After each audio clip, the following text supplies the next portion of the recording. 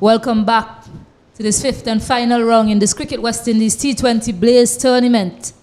Last match to be played here between Windward Islands and Barbados earlier today. Leeward Islands defeated Trinidad and Tobago. Jamaica defeating Guyana. Booking well, giving themselves the best chance to make the final on Sunday. Windward Islands, all to do for them, have to manage to get 13 points out of this game versus Barbados. Of course, Barbados haven't won any game in this tournament so far, so they won't want to end this tournament without a win. Good night to you, Kenroy. Good night, Stacey, and we're here. Final game, penultimate day in this West Indies Women T20 Blaze tournament at Annisville playing field. Windward Islands, go harder, go home. Barbados playing for pride. We started the day with 3 teams who could have met Guyana in the finals. We are down to 2, Jamaica and Windward Islands. Should be an interesting game. Yeah, the history as well. It's against the Windward Islands. They have never beaten Barbados in a T20 Blaze tournament. So to frame the picture, the Windward Islands must create history and achieve the improbable, earning 7 or more bonus points in this one match, something no other team has been able to do in the tournament so far. So a lot is against them. Will we see something miraculous, you'll say, tonight from the Windward Islands to get themselves into the final? Barbados, on the other hand, certainly looking to notch up their first win in this tournament. Opening pair, Janelia Glasgow and Nerissa Crafton, had an opening partnership of 80, the best opening partnership in the tournament so far. And the usual suspect of Shamilia Connell with ball in hand to open the bowling. So we're about to start. Glasgow on strike. It's a short one, played in the air down to deep third, but a single to get off the strike. And Windward Islands off the mark as well. Well, Herculean task here for the Windward Islands team. How they would go about this. They have started on a positive note, a single, and a run off the first delivery. They need to score off of every delivery ball to them tonight and score as much runs as possible. They have not done that in the tournament, so we are asking them to do something that they have not done. And also defeat Barbados. So, 2 in 1. Crafton now on strike. Gets a short one, tries to cut it, cannot make connection. So the Windward Islands must be able to get a bonus point in this power play. 42 runs will give them that, of course. They should not lose more than 2 wickets as well. Well, the stipulations are there. The guidelines are there. It's for them to make best use of it. It's the opportunity to prove themselves worthy of. Into the surface again. It's in the air. Asahabi Calendar cannot get a hand to it. And Nerissa Crafton is off the mark. Fortuitously, you'll see. Well, they're taking the risk. They have to take the risk. It's all for them to play for, Windward Islands. Barbados playing for pride here. Haven't won a game in the tournament so far. Still looking to create that sort of upset to the Windward Islands. Seeing those rags come out to play very early as well. Similar delivery. Just getting some bat onto it, Janelia Glasgow, guiding it to that deep third area. Yeah, she have decided to bowl short to these batters. Probably investigated and saw the lack in a particular area. So she have been very short thus far in this opening spell. Crafton now on strike. Looking for a quick single. But good work there by Keelia Elliott, running around to her left. And that ends the over as well. And after the first, thought that was the end of the over. And the keeper thought so as well. She's running down to the other end with her helmet in hand. I got her cue. I got my cue from her, Kenroy. Well, I think you have to look other ways and other places for that cue. Unfortunately, it didn't work this time. 3 without loss. So it remains on 3 without loss. Now the end of the over. The lineup for tonight, Windward Islands Captain Zeta James, Vice Captain Janelia Glasgow, Afi Fletcher, Ornisha Fontaine, Nisha Cherry, Karina Noel, Selena Ross, Ashlyn Edwards, Narissa Crafton, Abini St. John, and Amia Gilbert coming in for Namaya Maslin. For Barbados, they've made a few changes. Trishan Holder is in, Captain Kaishona Knight, Kaisia Knight, Erin Dean is in, Asabi Calendar, Shanika Bruce, Ebony Brathwaite is playing her second game tonight, Shamilia Connell, Nijani Cumberbatch, Keelia Elliott, and Nia Wood coming in for this last encounter for the Barbados team. So they're looking to give some opportunities to some of their players who's been on the bench as well. Ken Roy, I beg your pardon. Well, it's good for the Barbados team to give everybody a run here. They have not done very well in the tournament, so I expect that from them as well. Not much to play for here, but to give those players that sort of experience within the tournament. Yeah, so Nijani Cumberbatch was with ball in hand. Didn't have such a great outing the last time around. 48 runs coming off or over. Or overs in that match. Henry taking a liking to her. Well, I'm still here thinking of the instructions that the coach would give for the Windward Islands players as to their approach. How do you do it? With and played straight to Keelia Elliott at point. So the first strike for Barbados in this match. And Janelia Glasgow has to go back. Yeah, soft dismissal there. Short delivery outside the off stump. She went to cut it and only find the field at backward point. Simple catch. Just above the head, easy. Barbados claim their first scalp. 3 here for 1, Windward Islands. Looking for a total of 150. And looking for a total of 42 in the first power play. In the power play, that is. This is a bad start for the Windwards. Yeah, certainly so. Losing that wicket of Glasgow. It was a short and wide delivery. Really should have done better with that. She'll be disappointed, certainly. Skipper Zeta James, another left-hander, come out to the middle. Perhaps why they decided to go to Nijani Cumberbatch in the power play. Tiani Herbert Mayers is not playing tonight. She probably would have taken the ball in hand. And that job goes to Cumberbatch, and she's done a fine job so far picking up that wicket of Glasgow.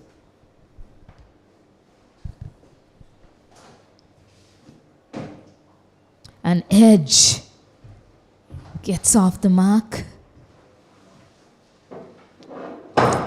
By way of an edge, Zeta James.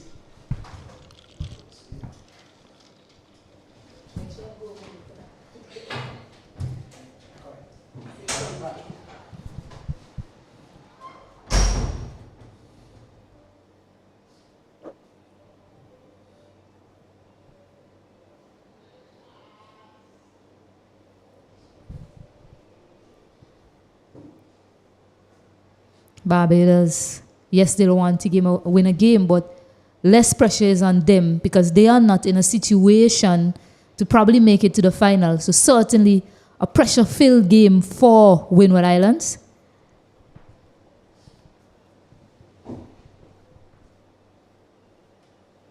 Short and wide this time over the infield. Shanika Bruce will run around and cut it off. They managed to come back for 2. So played much better in that time from Narissa Crafton. Yeah, short delivery outside the off stump and finding the gap over cover just within that area. Bunks a couple of times, pick up 2 more runs. They need to score more of those. We're into the second over, and they really need to have a flow, a momentum. They have lost a wicket, but you have to remember that there's a goal to achieve here, Windwards.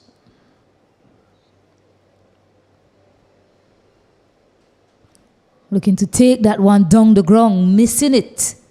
Missed everyone, I believe, wait on the signal. Oh, that. Umpire said not out, but that wasn't really good running from the Windward Islands team. Luckily for Narissa Crafton, she's still there. And at the end of 2, Windward Islands women 8 for 1. Yeah, putting the pressure on the fielders there, the batsmen from Windwards. Just inside there, just really beating here into the keepers. Didn't take it cleanly, the keeper. Bubbled out. They went for 1. by signal by the umpire. And some good running between these two. Let's see if she makes it back. The umpire says it's not out. See how close that is. She's nowhere in the frame as yet. Keeper collects. Seems to be a little bit in trouble here. The ball is here now. Is it just in time? Yeah, it looks that way. She's safe. Once the bat is grounded, she's safe. If you look closely at the replay, Ken Roy, seems as if that bat may have been in the air. It was touch and go there for a moment. There's a bail. Really close, but no benefit of the third umpire replay.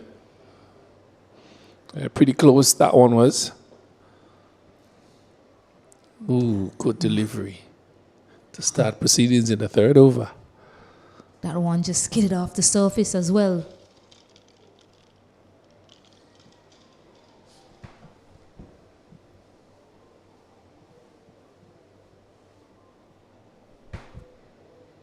And Narissa Crafton coming into this match, the leading run scorer for Windward Islands with 75 runs.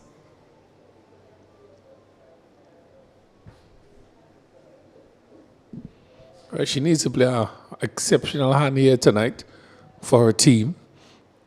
Needs to carry her bat as far as possible into the innings, score as much runs as possible. Need to get rid of those dot deliveries that we've seen piling up so far in this innings.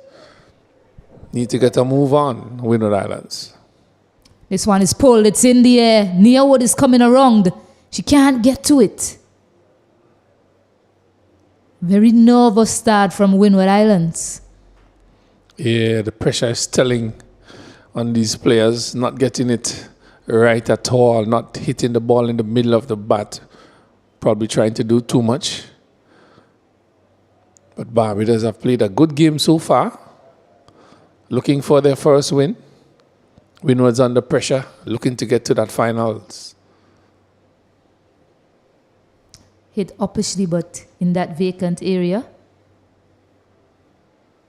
Connell has given Barbados some good starts in that game versus Jamaica.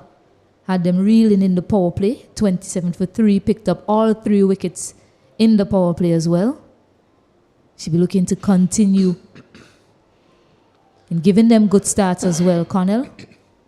Almost 2 overs in. Yeah, she's hitting that hard length, and that is pretty good. She's not bringing it up too far to the bat. She's hitting that hard length, and you have to really play through the line, really to take advantage of how she's bowling.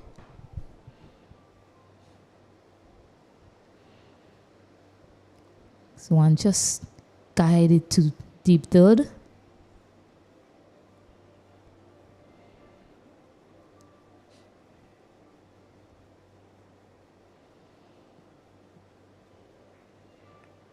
Yeah, this first half of the innings will define the outcome of who goes to the final, you say.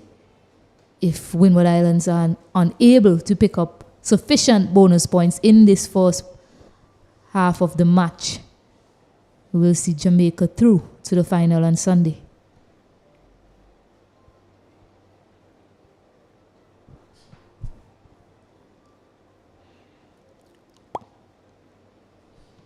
Dot to finish. And after 3 overs, Windward Islands 11 for 1. Yes, he did start here for the Windward Islands. Another 3 overs to go.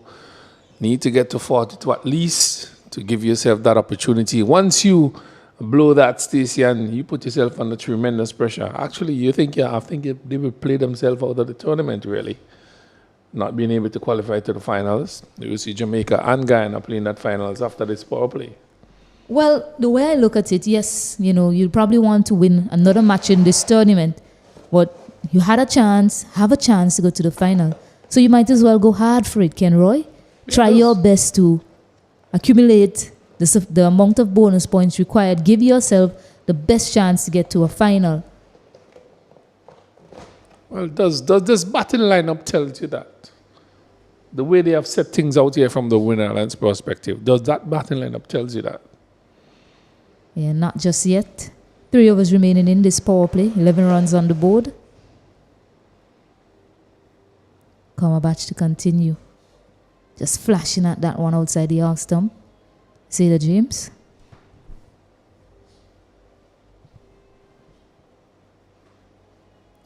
makes connection that time. And the misfield will allow them to come through for a single. And oh, they've overrun it, or else they probably could have had a second, because Nearwood wasn't close to back that up. Yeah, ricochet from the keeper, going on to square leg error. Could have gotten two rather easily. But players been put under pressure to get that first run. It's 12 for 1. We are into over number 4, looking for 42 in the next, 16 deliveries. Getting another single again, Nerissa Crafton.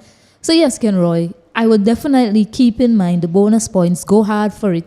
And then along the way, if you notice that you've already dropped 2, then you reassess where you are and then say, hey, maybe I'll just go on to win this game and this is what I need to do from here on out.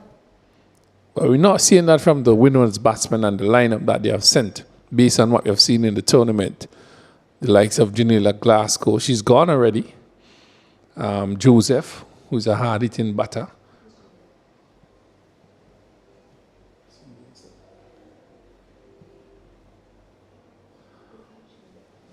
I just think that there should have been a little reshuffling of the batting to get this job done.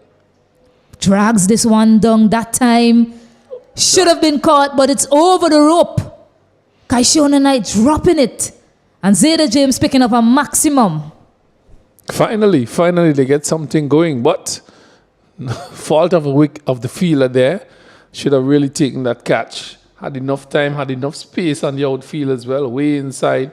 As we see, hit the hands there, straight over the ropes. 6 runs. If she was really on the ropes, then she would have taken that catch rather easily. But 6 runs to Windward, 6 runs to James, 19 for 1.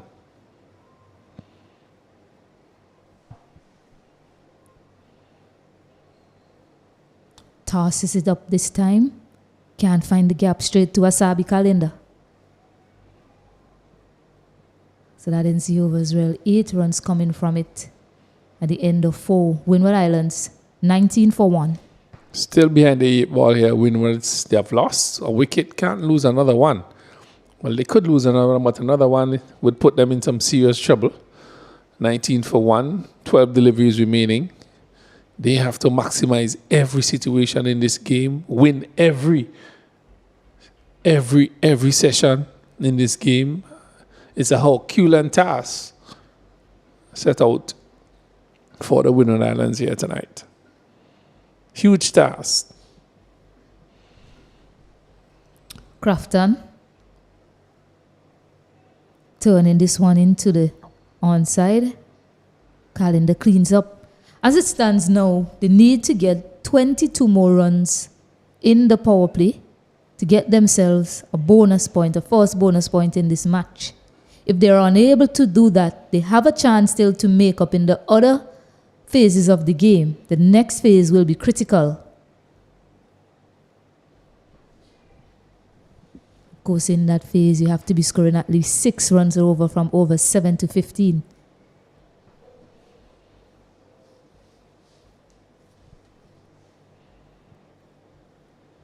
Into the surface again. He's used that delivery well, Connell, throughout this tournament.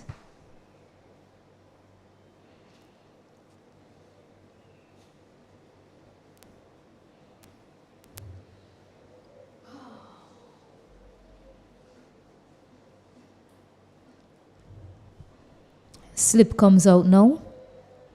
Nijani Kumabach. Going to the right of the umpire.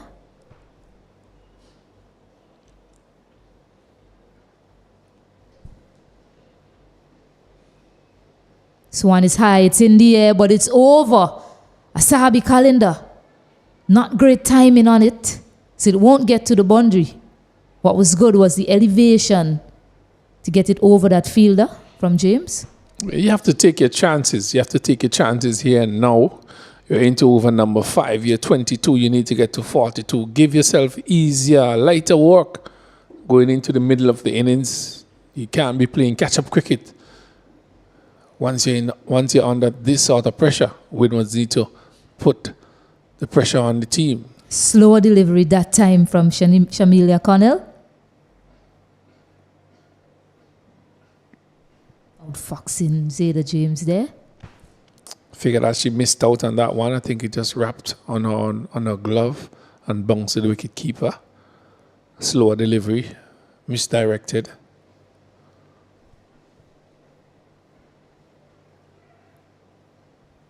Looking for a quick single, but it's not on. Good work again from Keely Elliott coming around from point. Those dot deliveries keep piling up, creating that sort of pressure.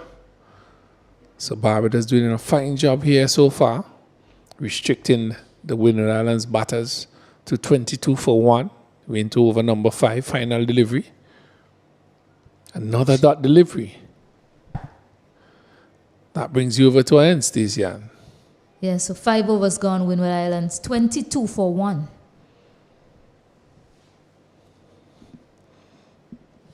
So now this phase of the game, 1 over remaining in the power play, have to get 20 runs. Doesn't seem likely that would happen, given how the tournament has gone so far. That's what I'll say. It's not out of the realms of possibility, but doesn't seem likely. So what these two batters need to do is to continue to build and then look to the next phase of the game to try and capitalize there over 7-15. Gets width through the gap. Zayda slips. So they'll only keep it to 1. Well, it's rather difficult to achieve such when you're under so much pressure as a team, knowing that you have not done it before.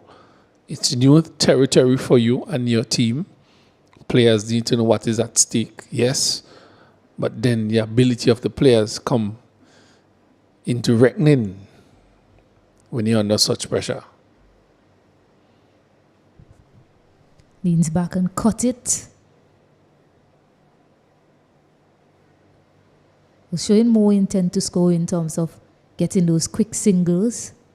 James and Crafton in this over.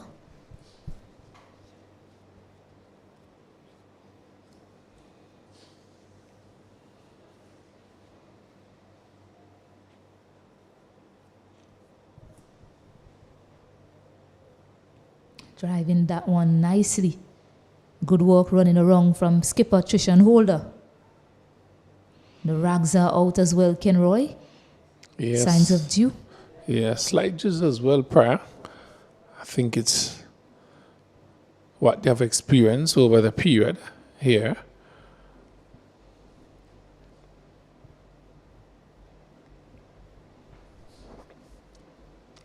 It's been a good spell from Nijani Komabach. She is a part-time off spinner.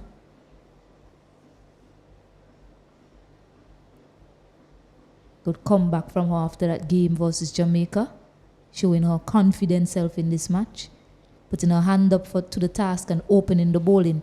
The better end as well for the off spinner. Well, the two left-handed batters are in now. They're hitting with the wind, but they have to hit against the turn.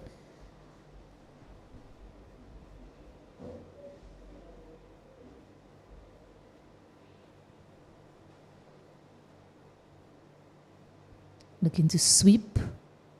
They're running hard, James and Crafton. But Kaishona Knight does really well to get in there to restrict them to just 1 run. And at the end of the power play, Windward Islands 26 for 1. Yeah, good going here by Barbados, bowling pretty tightly. They have picked up the 1 wicket thus far. And they continue to do well, bowling the dot deliveries. Come about 3 for 15. And she's been partnered by the others. So they have done an exceptional job in the power play. 26 runs from 6 overs. You can't ask for better than that in a T20 game. So excellent going there by Barbados, knowing that they have not won a game in this tournament. They're still playing for pride. They're still looking to do the right things, and really they have fielded pretty well as well during this first period of the game. They're running around, they're diving, they're stopping the balls and so on, the good throws and so on, and they're still bouncing around. It's really a good sight to see from Barbados. Yes, so all eyes on this next phase of the game, over 7 to 15. Windward Islands will have to be at 74 at the end of 15 overs if they are to get that bonus point. Nicely driven, pick the gap well, running well as well. And there's a fumble also from Kaisho on the night on the boundary. Turns it into an easy 2 as I welcome Mr. Kesrick Williams to the commentary booth. Good night to you, Kesrick. Good night to you, Stacey. A wonderful night here at the Arnesville Cricket Stadium.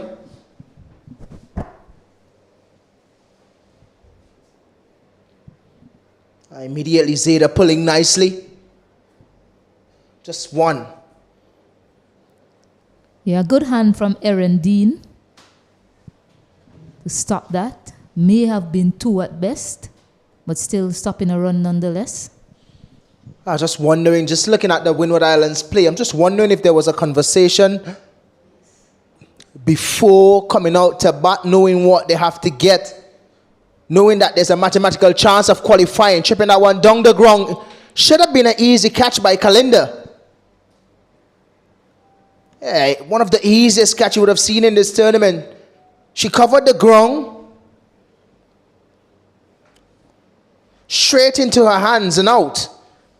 Yeah, very casual there from Asabi Kalinda. She's dropped a number of catches in this tournament. That one was up there with one of the simplest grabs. Just in and straight out. No other explanation, really. Yeah, you can't really explain those sort of catches. It's too easy, I would say. Yeah, just wondering if the coaches for the Windward Islands sat down and discussed how much points they would need to get out of this game. The fact that there's a mathematical chance of them qualifying to get into a position to play the finals against Guyana.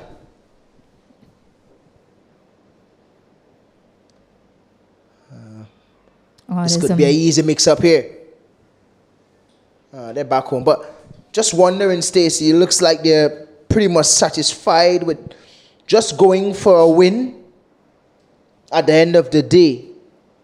Not really looking like they want to get those bowling or batting points that they should get to get them to a position to be playing on Sunday. Yeah, certainly a conversation was had. Had a few conversations with some of the players as well. They knew exactly what they had to do. End of the 7th over, Windward Islands 30-1. Barbados, yes, they haven't won a game in this tournament, but we already said they wouldn't want to leave this tournament without a win on the board. So they'll certainly be coming hard tonight.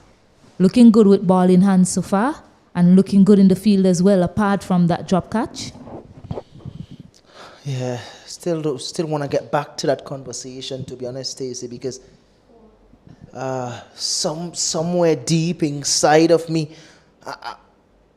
I'm still wondering what the conversation was about, because you're not really seeing the intent to score, knowing probably one of the easiest way to get a batting point in this tournament is really go hard at the top in the power play when they only have 2 fielders outside.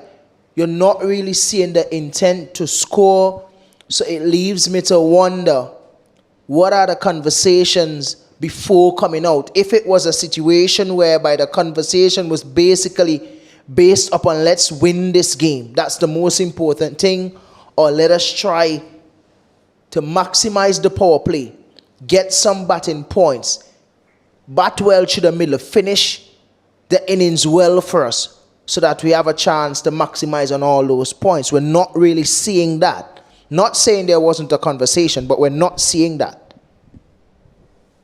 Keelia Elliott, the new bowler, leading wicket taker for Barbados as well. Well, Kesrick, you've played cricket at all levels, and you know sometimes you'll have a conversation, you talk about the plans that you have in mind, what you need to do in certain situations, and sometimes it just doesn't pay off. So going back to, you wonder if there was a conversation. Had this one an extremely full delivery, called a no ball as well by the umpire at square leg, umpire Jacqueline Williams and missing out on a free hit of what really should have been put away was very high. Yeah, we become accustomed to Elliott bowling these full deliveries. Even though didn't get a hold of that one. That one was much fuller. Perhaps could have been looking to use her feet. It was a free hit. Was caught in the crease looking to bang it down the ground and missed out on the free hit altogether. Crafton. Yeah, made up her mind from early that she wants to go hard. But I think she's a good time off the ball and can hit the ball straight. But immediately she intended to go long and hard. And the best way for her, I guess she's thinking to go over mid-wicket. Giving herself a bit of room this time, cutting to the offside. But yes, Stacey, you probably might say that I'm really focusing on this conversation, but it's a good conversation to have because as a coach, I would prefer my team try to at least get to a good target in that power play to get that bonus point, losing wickets, than to not try at all. Because there's really nothing to lose. The two top teams go straight to the finals. So there's really nothing to lose. So my thing is, the batting lineup that he had the last game, which was Janila Glasgow and Crafton at the top, they show that they can get batting points in the power play. Would definitely love to see if they could have gone and try to do that again. Get them at least a batting point in that power play. Give them a chance at least to maximize on every single point in this game to get them to the finals. It would have been a lot better than not trying. Well, this is a different dynamic to the conversation now, Kesrick. Now you're saying you would want your players to do something, but they're not able to do that. Before you were saying you wonder if the coaches have a conversation with the players. So yes, I agree with you. Windward Islands should have been looking to just go hard in this game. Nothing to lose at the end of it. If you lose this game, you remain at 5th. Then you had a chance to get maximum points in this game and see yourself in the final. Really good hustler. Good hustle from the skipper. Full stretch. Getting back safely. It was just a tickle down the leg side. But really good hustler from her. Picking up 2 runs. Yeah, it's all about the effort in it. It's all about the effort. It's all about the intent. Yeah, I had the conversation with Ken Roy as well, who mentioned the same thing. And what I said was, if you get to a certain point and realize that you cannot get the maximum bonus points required to take you there, then you need to reassess and look to see what you need to do to just win the game after that.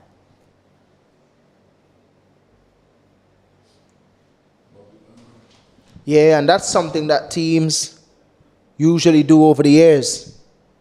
Especially in a position like they smashed out to the field on the sweep boundary.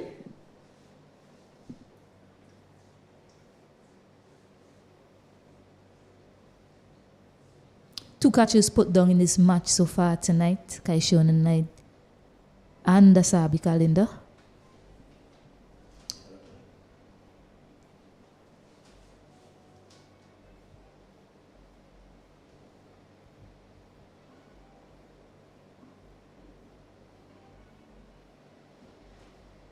It's been an accumulation of dot deliveries in this 8.5 overs so far.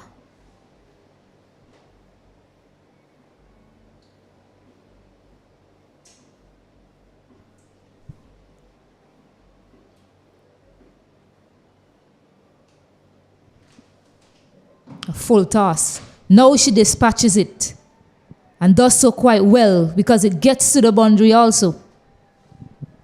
Yeah, you're not going to get away all the time with those full deliveries. Saw her missing out on one a while ago. She's not going to miss out on all. Yeah, walking down as well. Smash it to the mid-wicket boundary.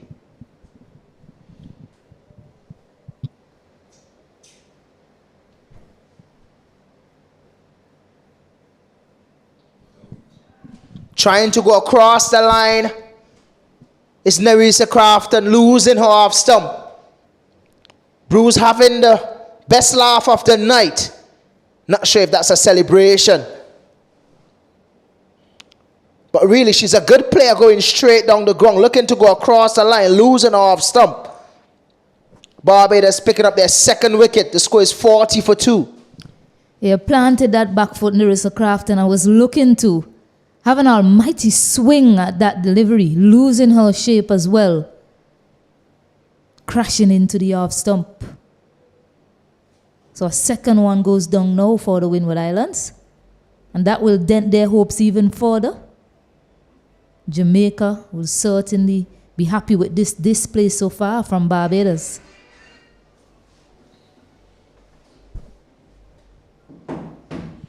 Well, you mentioned they haven't won a game as yet. Can tonight be the night for Barbados?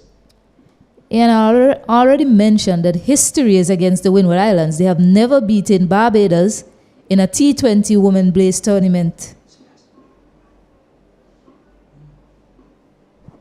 I tell you what, never ever go into a game to play probably, I wouldn't want to say the weakest, but probably the team that lost all the game and you're playing against them in the last game and you think you won before the game play. They can pull out their best game and they can come and destroy you. Leads me to remember VPL. Botanical Garden Rangers versus the Divers. They make 178 of 10 overs.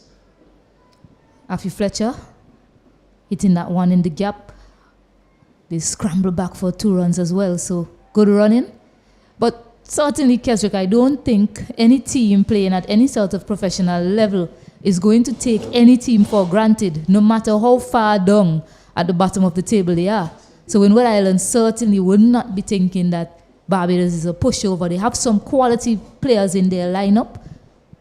Keelia Elliott back with ball in the hand. She's already taken a 5-for in this tournament so far. Shamilia Cornell has been good up front. Some of the batters have looked in good nick, just not able to score consistently. So it's certainly not a team that they will be looking to take easy tonight, Windward Islands. Yeah, some teams do have bad tournaments as well. And I guess this is one of those tournaments for Barbados. Missing some important players as well, so you have to take that into consideration. Some weight offered there. You smashed it straight to Trishan Holder, who put it down. Seemed to have been a difficult chance. Yeah, it was flighted on the line of about 5th stump or so. Yeah, look at where her head is. And look at where the ball ended up. Look at where she's looking as well. She's looking square, if you get that replay. And the ball ended up very straight. Something that she probably need to look into. Looking back at the replay as well.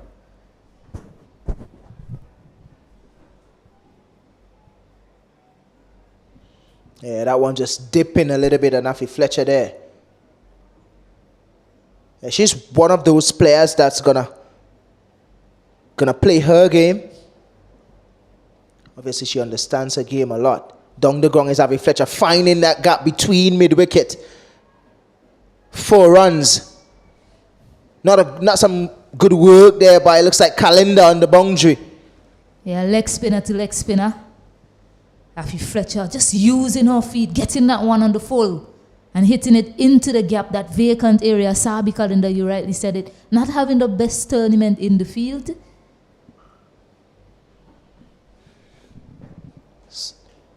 Spill one earlier, a couple of overs ago. This Calendar, now a misfield. Rightly said, not the best tournament on the field by Calendar. Sweeping again is Afi. Did she find the gap again? Yes, she did. between the mid wicket and square leg, bisecting both fielders, finding the gap nicely is Afi Fletcher. Yeah, she's picking her well, Afi Fletcher. It's as if she's facing up herself, just knowing all the tricks from the leg spinner. Just waited on it that time and got the power to get it into the gap to pick up back-to-back boundaries. 50 up as well for the Windward Islands inside 10 overs. Yeah, that's the game that we know that she can play, Afi Fletcher. Another full delivery. Not making connection. And Miss Field, look at the backup. Really, really having a bad tournament is Barbados. 2 fielders backing up and went through both.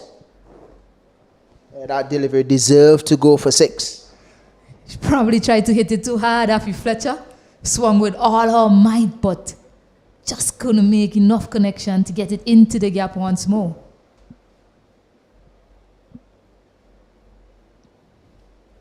One more ball before that drinks break. Flighted on the line of the 5th stump again. But dot to finish here. Windward Islands 52 for 2. 10 overs up. As we take a little bit of a jinx break here at Arnisville playing field. We'll be back to continue coverage for the women's T20 blaze here.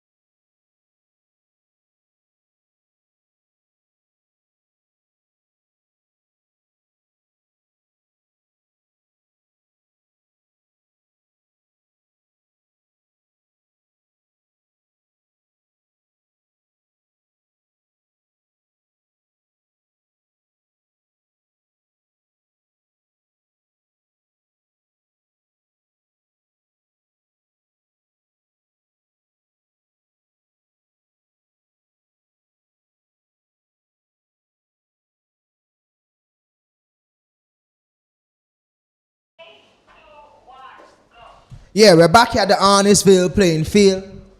Windward Islands 52 for 2. Losing 2 wickets earlier is Windward Islands.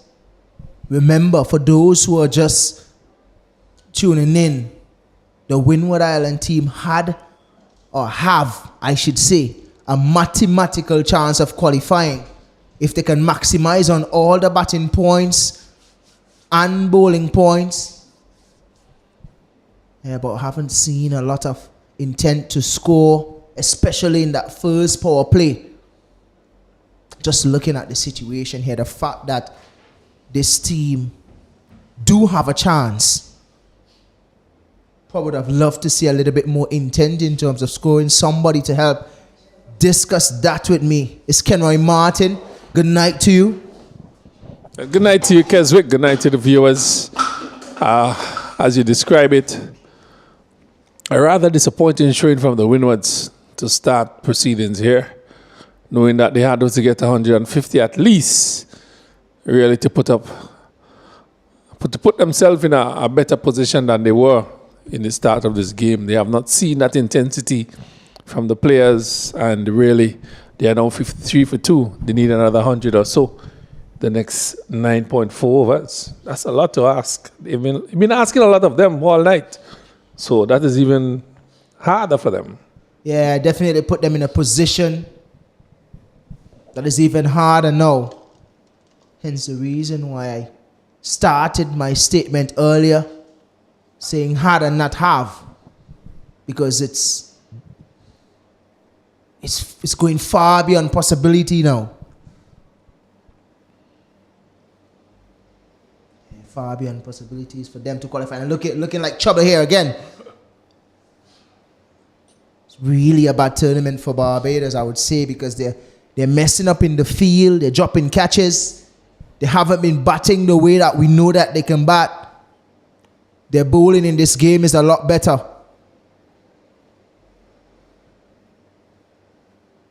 Still have to say I'm a bit disappointed in the approach. Zayda trying to go at that one. She makes connection.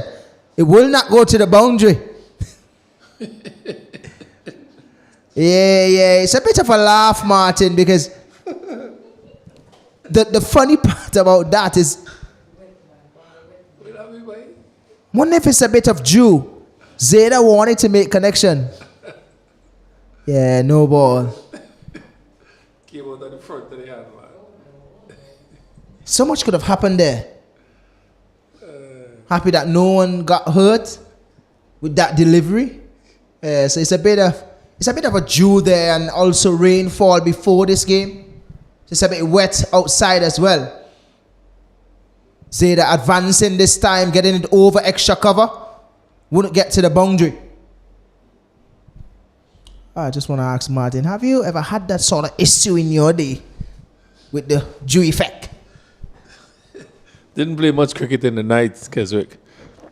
Play a few games later on in my career, but never had such incident occurring. Well, I tell you what, my time playing, even at university, full toss again. After Fletcher trying to find that gap, it was straight to the field out there at night. But yeah, when you're going to the university, you meet coaches like Floyd Reefer, Ryan Aston, Pedro Collins and these guys, and who find ways to bowl the wet ball in the night. So when we train at night, these guys will have a bucket of wet balls. So they'll put the ball in water and ask you to take one out the bucket and bowl it. So then when you start to play in tournaments, you get accustomed to bowling the wet ball. So it will not be an issue. Umpire just coming onto the field there. From Byam, it looks like. I guess the ball is a bit slippery. Seam is wet. Just 10 overs. So I'm wondering if it's a change of ball. Yeah, yes it is. Yes, Barbados is complaining because of the seam. But yeah, those are some things that coaches like Floyd Reefer, Pedro Collins, Ryan Austin, who was there at Barbados, University of Caville, or Caville University, those are the things that they taught us while we were there as fast bowlers. Myself, Kevin McLean, Marcus Clark, Carlos Brathwaite was in that team as well. Ravman Powell had his time there. So we learn how to bowl wet balls. And we can't dry it either.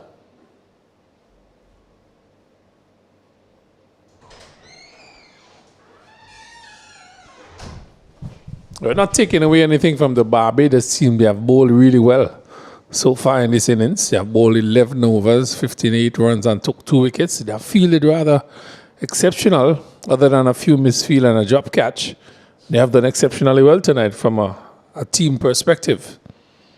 Barbados.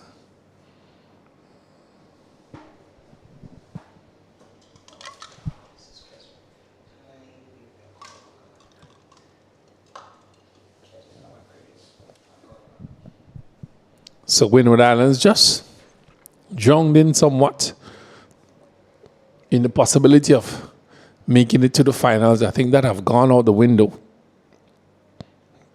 58 for 211 overs bowled. You need to get to 152 at least. Seems a long, long way away. This one is stuck down to mid-on. Fielder comes around, does the feeling. Good arm into the bowler.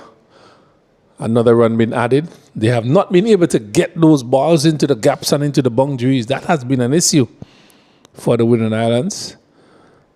I think picking the gaps here in this tournament is really an issue. This one is driven sweetly to a backward point. Doesn't pass the ring. Good run in between these two. Hustle. So it's good hustle between these two. As we mentioned earlier in this game, Barbados playing for pride. Haven't won a game in this tournament thus far. Windwards, they were looking to qualify to the finals, but had a lot of work to be done.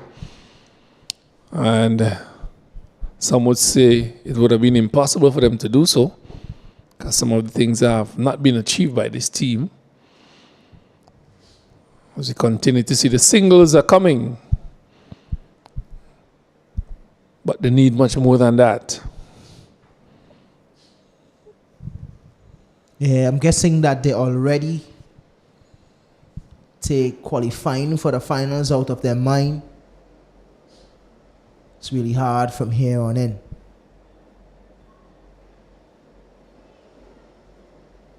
So I'm guessing winning is the main thing now. After just sweeping that one out to deep square leg, not enough batting it to carry. Just landing in front of Connell. I just like the way how Fletcher goes about her cricket positively at all times. She bowls, she bats positively, feels everything about her. Not the position that you want to be in to play that shot. It was premeditated, so not sure if it's a shot that she's accustomed to play. But I really want to ask you a question, Martin. Knowing that the curtains are coming down on this tournament, who two players that you see in this tournament that haven't played for West Indies as yet, that you would like to see in the maroon, just flicking that one over the infield? Wouldn't get to the boundary, just definitely would get two. Yeah, who two players in this tournament that haven't played for West Indies as yet that you can look at to say that they are very close to making that transition from regional cricket to international cricket?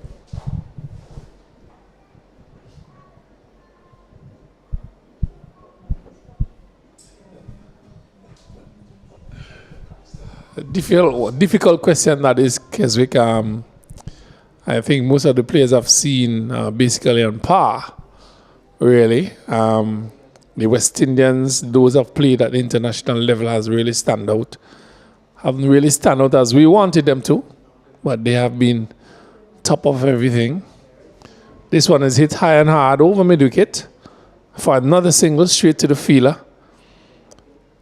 I would love to see that youngster from Trinidad and Tobago, Sugrim, the off spinner, leg spinner, the under 19 captain. She looks a very good player for the future as well, as we have an invader on the field, extra player as well. What's my dog doing here, Kenoy? He's having a time of his life. He's just chipping across, looking to get involved in the game somewhat.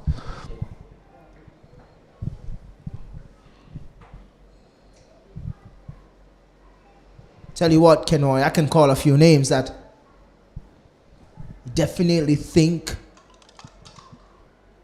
that could be given an opportunity at the international level from what I've seen here in this tournament?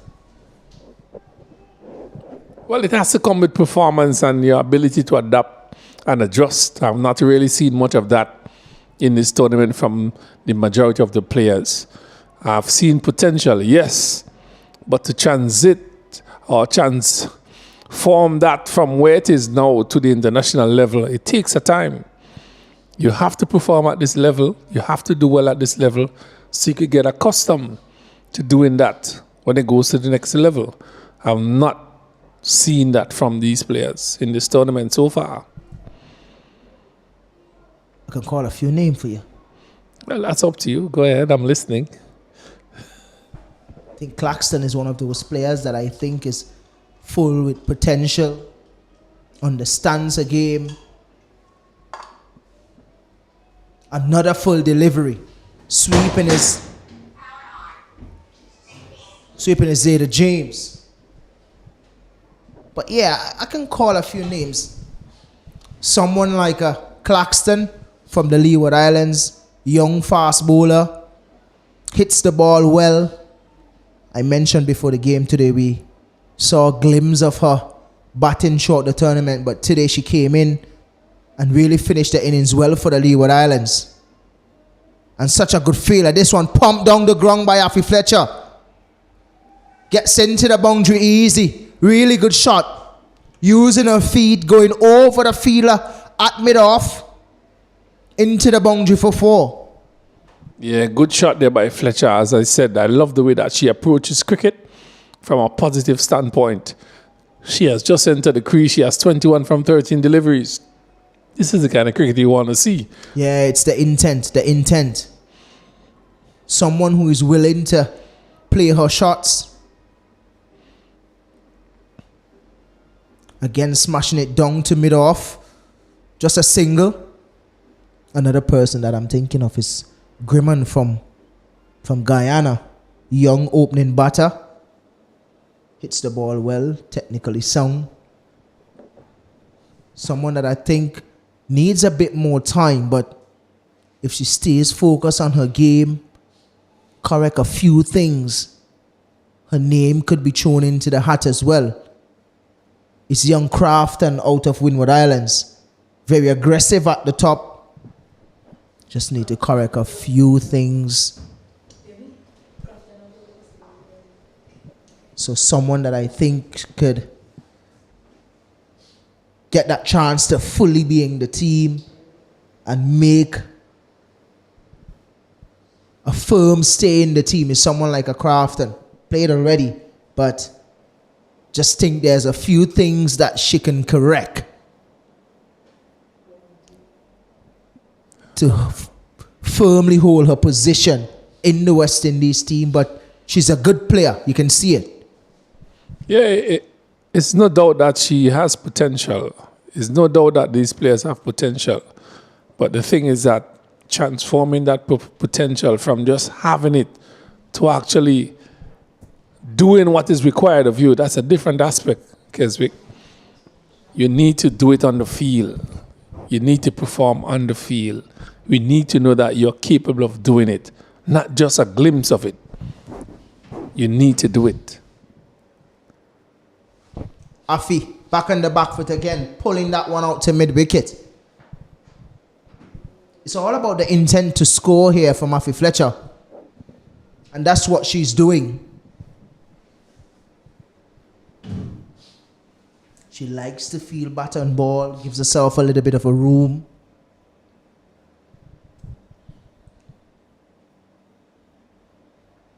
This is what they needed early in the power play.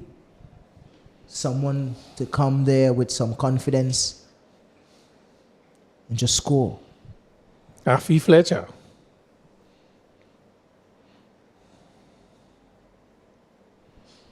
Using a feet against Zeta James, just putting the bat on it, just resting the bat on it, I would say, just to guide it through point.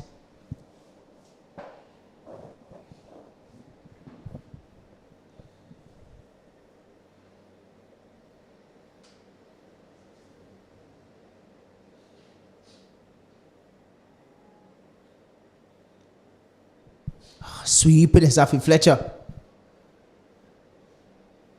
Probably think that would have been more fitted going down the ground, using her feet and coming down to us here, Martin. Well, she's playing to her leg spinner, Elliott. I think Elliott got a fifer in the first game. I think she got a fifer in the first game or so. She played, so she's potentially good as well. This one is in the air, falling short of the long off. Potentially she's good. But she picked up wickets, so she shows that she can do it.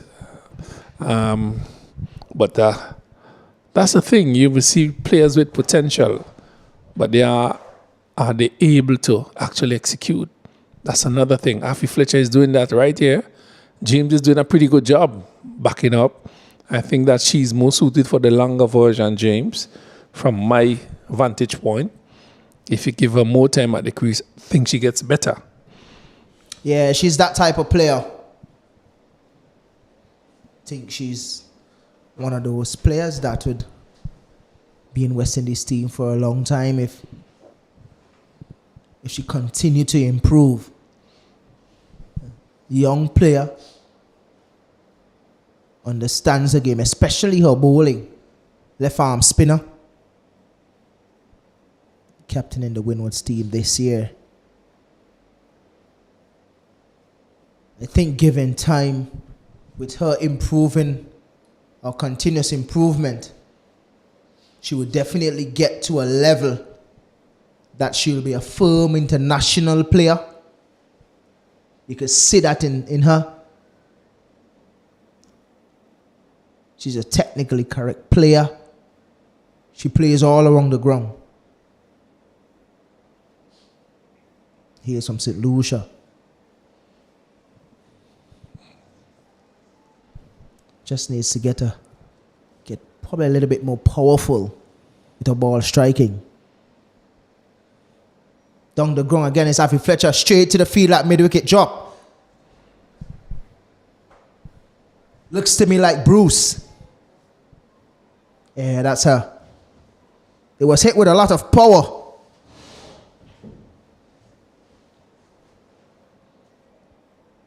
Just busting through the hands of Bruce there. Couldn't hold on to it.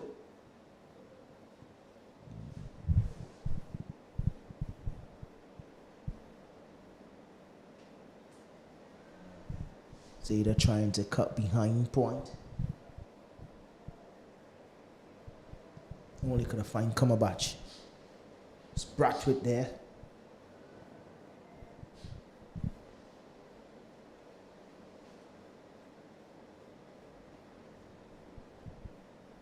Yeah, using the crease well, pulling this one out to square leg.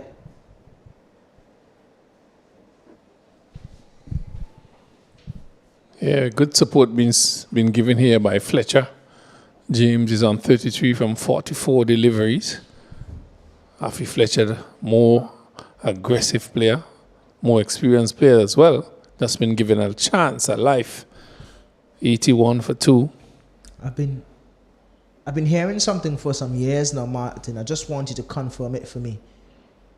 I've been hearing that the shorter players, shorter batters, have quicker hands and they sort of use their feet better. I'm not sure of that.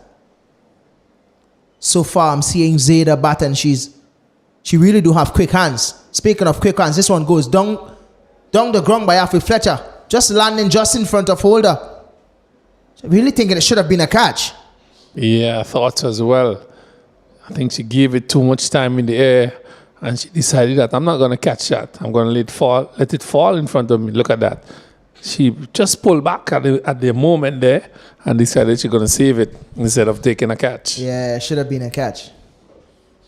Yeah, Martin, just wondering. We saw shorter batters like Brian Lara, Nicholas Puran and these guys. Yeah, just like that. That's what I'm talking about. Quick hands. Use the crease better. Not saying that the taller players cannot pull the ball or don't have quick feet. But it's just something over the years that you see the shorter players so easy to get back on the back foot, pull the ball, quicker hands. Sachin Tendulkar, Brian Lara, Nicholas Puran, and the list goes on.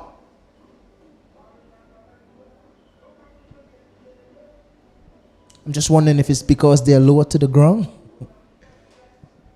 More balance, quicker feet. And a singler to end that over. The score is 87 for 2. Well, some good batting here by Fletcher and James. James has moved on to 34 from 45, 27 from 20 deliveries. Fletcher, she's taking her chances.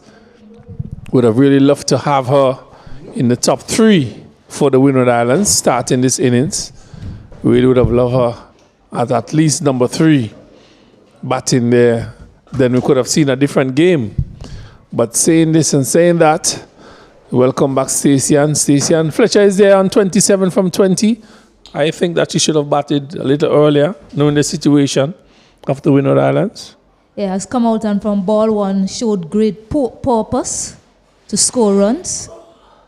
Strike rate reflects that as well. Heading into this match, although she didn't really kick on in the other games, still had the best strike rate for the Windward Islands.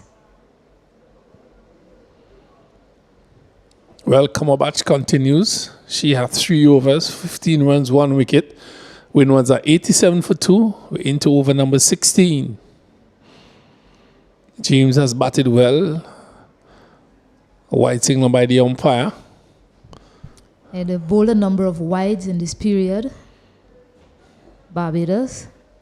Saw that the umpire had to change the ball as well. Gets it very wet out there, very dewy. Cumberbatch wiping the ball. The umpire just having a check. Make sure it's still in good condition for play. Well, a few things affecting the Barbadian players. The dew on the ball, for one. A few catches going astray. But they have been a good unit so far tonight on the field. They have bounced around. They have kept themselves into the game. And they have done exceptionally well, in my opinion, as a fielding team. Drop a few catches, in my opinion, but hard luck. Yeah, they would still say Windward Islands probably should have been 89 for 5 right now. A few drop catches, a few close opportunities as well that the players didn't take.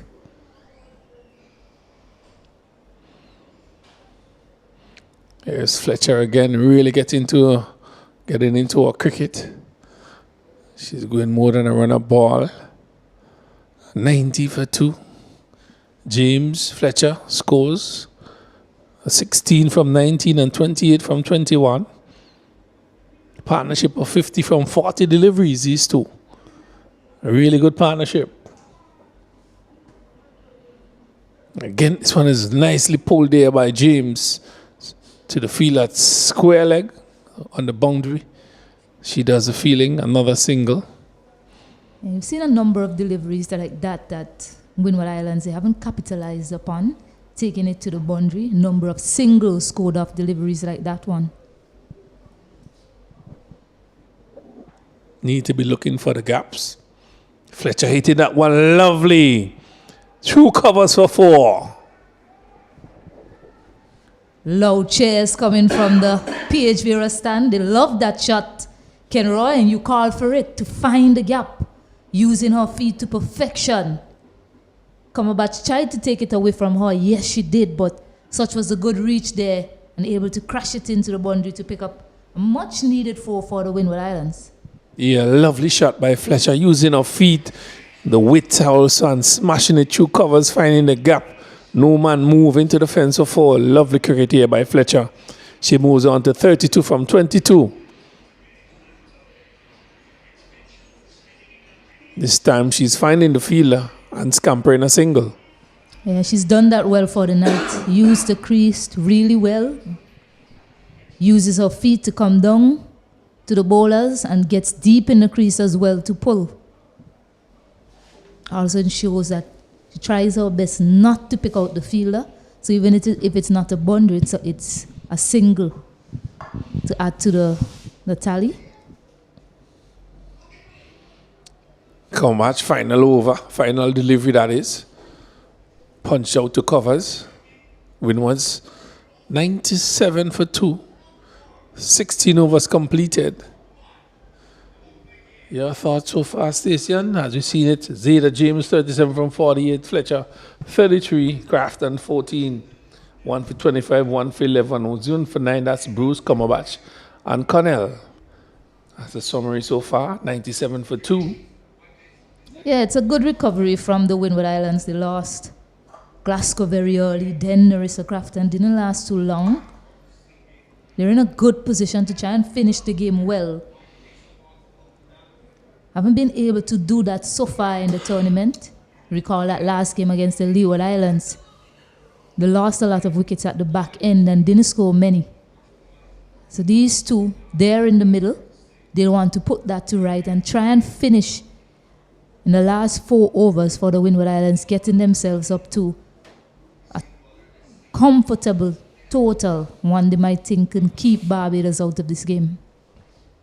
Well, they have played well so far, but not what was required of them, I should say. But they have done pretty well, 97 for 2. We have not seen much of this in the tournament. Pretty healthy score. This one is driven sweetly through covers. She's calling for one. Should get back to her next one. Lovely run in between these two. Yeah, 2 fit players in the wicket. We need to see more of that. You're seeing that they're running well, taking any opportunity to turn a 1 into a 2. Yeah, James keep pressing on here. Moves on now to 39 from 49. Fletcher is 33 from 23. Projected score 122. James again finding the fielder, not feeling it cleanly. Having a few problems here, the fielders as well. Yeah, another single. Misfield from Keely Elliott allows the Windward Islands to get to 100. 100 now for 2.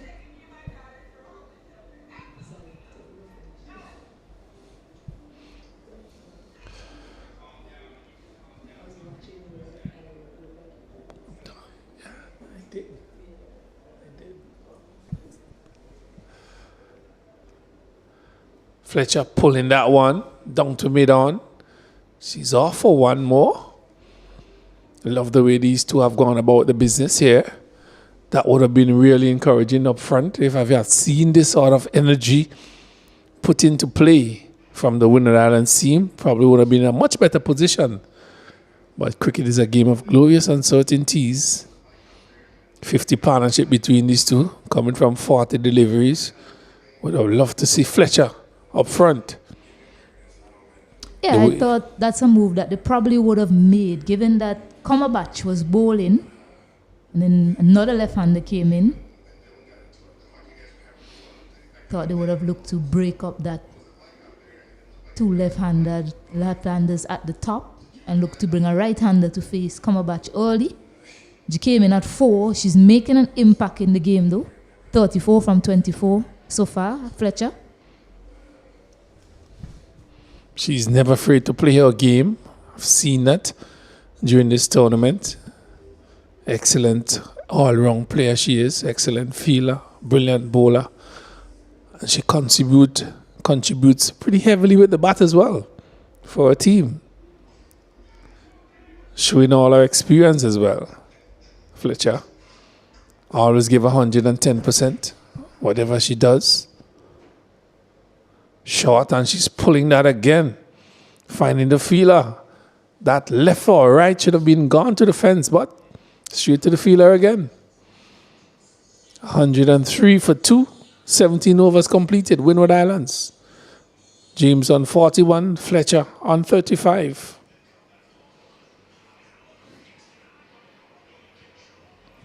Yeah, with Joe as well, Windward Islands really should be looking to get a target that can put Barbados out of this game. We've seen the rags out for the entire night. Also had a change of ball as well. They have a number of spinners in their lineup as well, Windward Islands. Fletcher and Zeta, 2 spinners to come later on in their bowling innings. How would they cope with this condition? These conditions exist in here now. Left to be seen, but another 18 deliveries to go. Would love to see James go to a half century. Also Fletcher. They have batted well enough to do so.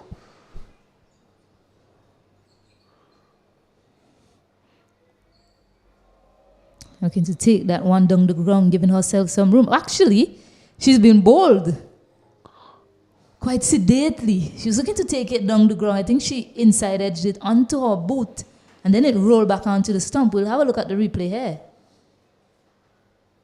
Yes, edged it onto her pad and back onto her stump. What an unfortunate way to be dismissed after Afi Fletcher has been hitting it so well.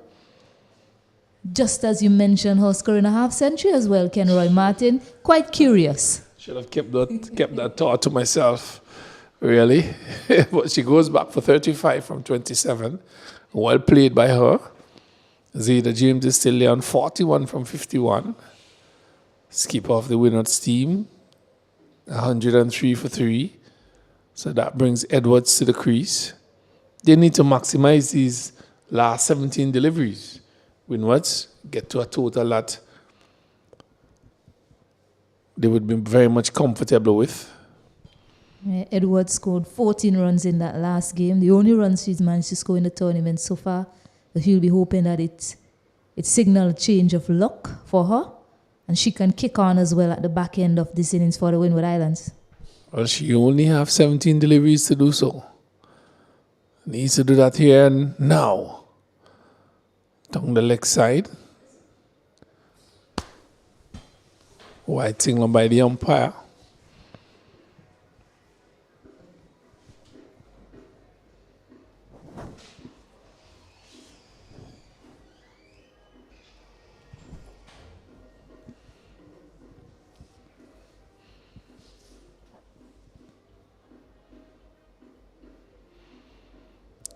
So let's wrap on our pads. Trying to get one there is Edwards. Looks a little bit sluggish there, Stacyan. Trying to get bat on ball is Edwards. Difficult period to come in. Really need persons who could really strike it from ball one. Not too sure if Edwards is that sort of person. Bruce continues to bowl well here. 2 for 12. This time she's hitting it cleanly. 2 square leg. Feeler comes off the mid-wicket boundary, does a feeling. Picks up a single. And I mentioned this as well. Windward Islands in danger of getting of throwing away a good period and not able to finish their innings in a canter. 2.5 overs remaining.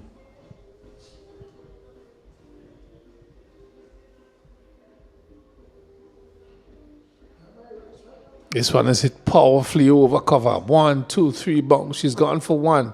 She's running back for 2. Smart running. Good cricket there by Zeta James.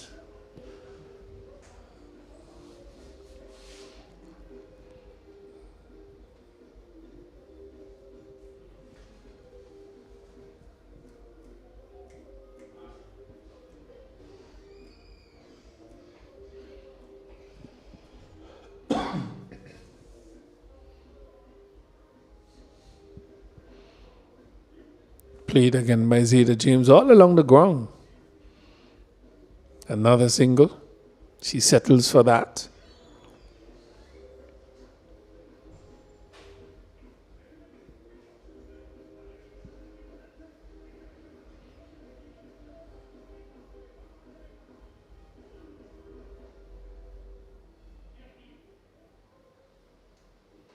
This one is smashed down the ground, falling short of the field at mid-on. She comes in, jogs in, picks it up. That's the end of the over. So 18 overs completed here at Arnesville. It's 109 for 3. James is not out on 44. And Edwards, 2 from 3 Bruce have bowled 3 overs for 17 runs. Good returns thus far. It's going just under a run a ball.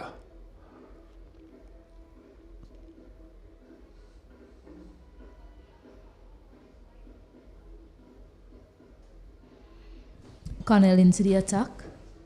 Can remember the Super 50 tournament earlier this year. Well, in March. Not too far away from me. Where we are now. Ashlyn Edwards took a liking to her. Opening the bowling. Ashlyn Edwards opened the batting that time.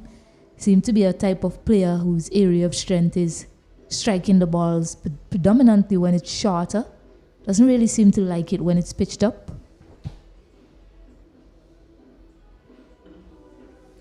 And it's clipped nicely off her legs to square leg again for a single. Brings Zeta James, who's done out on 44 from 53.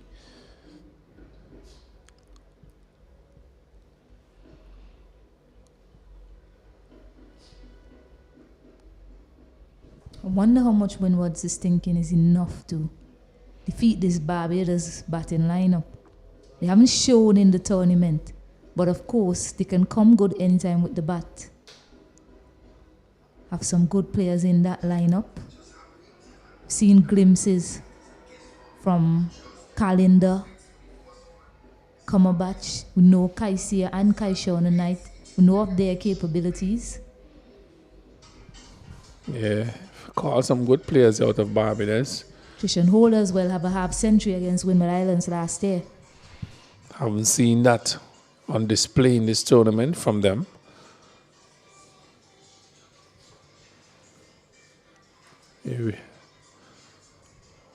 Rather disappointing. The Barbados team thus far.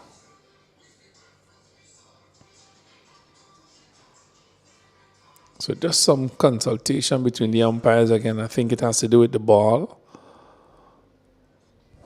Bowler probably not being able to grip it. Yes. 104 for 3. But Zeta James have batted pretty well so far. She has 46 from 54. Took her some time, but she's there. I think there will be a change in the ball again here, Stacey. Yeah, very slippery. Not ideal for the bowlers. The umpire is doing the right thing, just having a change. Second time we've seen that for the night.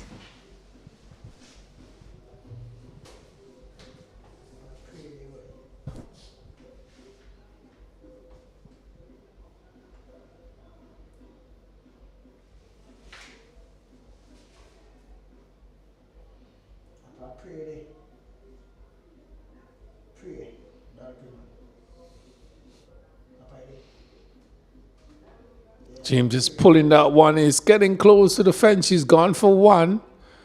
He's coming back for 2. Edges closer and closer to that landmark is James. Picks up another 2 runs. She has really batted well. I said something earlier that I think she's more of a longer version player. She hits the ball on the ground, look for the gaps. Seems to like batting, James. Played a beautiful hand thus far. This one is wide outside the off stump, would be called by the umpire. Yeah, tried to bowl a variation there, Connell. Looked to be the slower one. Just didn't come out right. Signal wide by the umpire, Jacqueline Williams.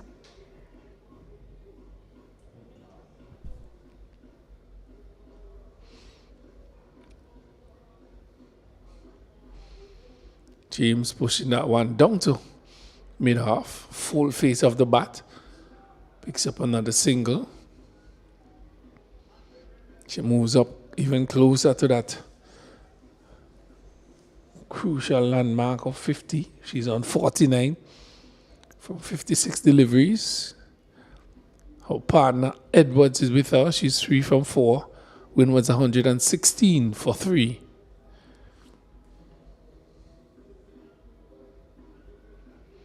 This one now, she's tried to go over the top through mid-wicket.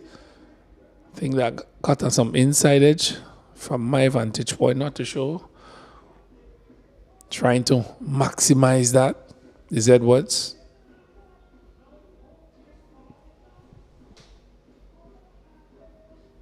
Yeah, fuller length from Connell. That's a good length to her, Ashlyn.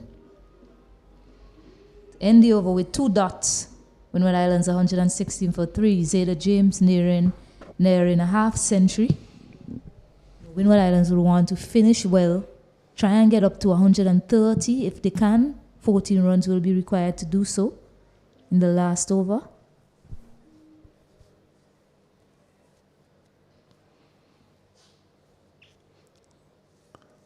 So Bruce would be finishing for Barbados. James is on 49. Turns it off to fine leg, runs and picks up that single. 50 scored by James. Our camp applauds her. Brilliant knock by her. I think it's well deserved. Yeah, well deserved. Something to take back at the end of this tournament. Zeta James, a well-constructed half century for her. Paced her innings really well. Picked the gaps at will. Kept the scoreboard ticking over, especially in that partnership with Afi Fletcher. Certainly deserved to raise her bat there for the team. Now look to finish it well. 5 balls remaining. Using her feet there, Ashlyn. Should be looking for 2. Zeta is running back. She's been there all night, basically. Virtually lapped Ashlyn there, Kenroy. Yeah, she's run very well through the wicket. Between the wicket, that is. And she's still there, pushing, fighting. Seems to be very fit as an individual. Love to see that from cricketers. She haven't complained a bit. She did most of her running. Didn't hit much boundaries, but she ran a lot of twos. Using the feet well again, Ashlyn. And just a single this time.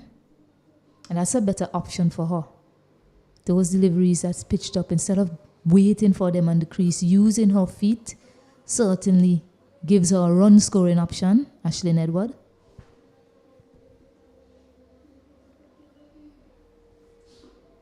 Final 3 deliveries coming up.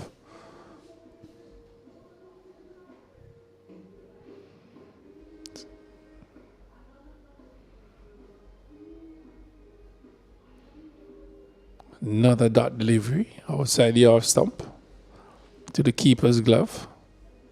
Windward's 120 for 3. A little better for the front station. Could have gone past 150 with just some extra planning. And yes, the right post is in the right position. Yes, certainly. Only losing 3 wickets as well so far. Another dot delivery.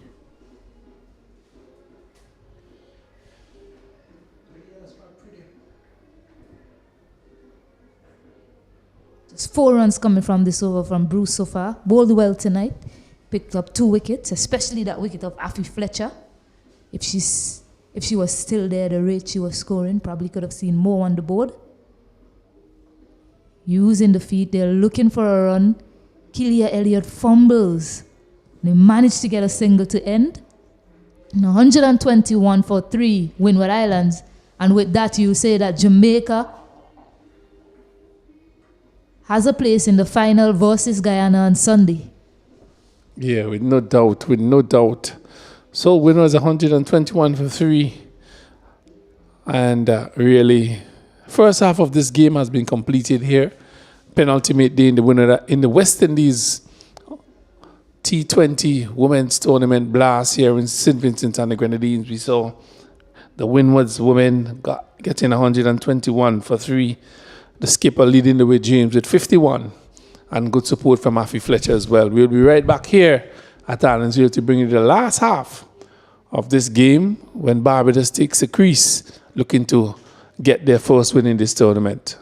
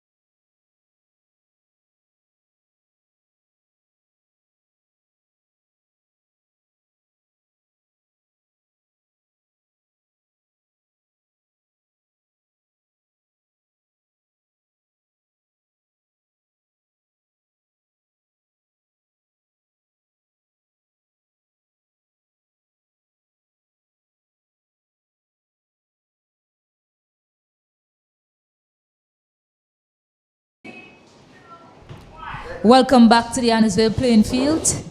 Windward Islands battling Barbados. Barbados looking for their first victory in this tournament. Windward Islands looking to create history and defeat Barbados for the first time in a T20 Blaze tournament. Of course, given what happened in that first innings, not able to pick up sufficient bonus points, Windward Islands are out of the running for a final berth in this tournament. Jamaica and Guyana booking their place in the final. Opening batters for Barbados, Kaisia Knight and Trishan Holder. Kaisia Knight, a batter that the Windward Islands will want to dismiss very early. Seems to like playing against the Windward Islands. She didn't feature in the last game in 2024. But before that, the other two matches in 2022 and 2023 respectively, she had scores of 32 and 49. Selena Ross with ball in hand. Left arm seamer. Keswick Williams with me in the commentary booth. Starts very full. Wait to see if she got batter onto that Kaisia Knight. Leg by to start. Barbados are off the mark. One without loss. Yeah, something that we have grown accustomed to, it's Selena Ross being able to start pretty full. Look to seam the ball as well. And it's a good skill to have. Looking to seam the ball into the right-handers, seam it away from the left-handers. So it's good that she possessed that sort of skill as a left-arm seamer.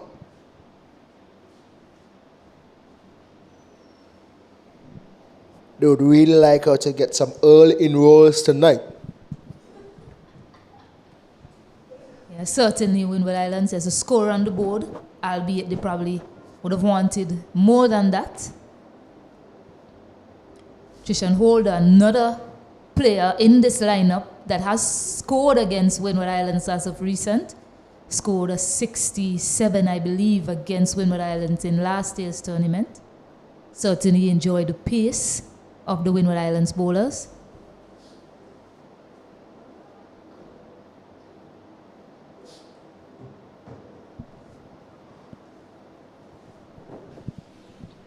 Hold at the top again, skipper for Barbados. Continues to be full. Ross.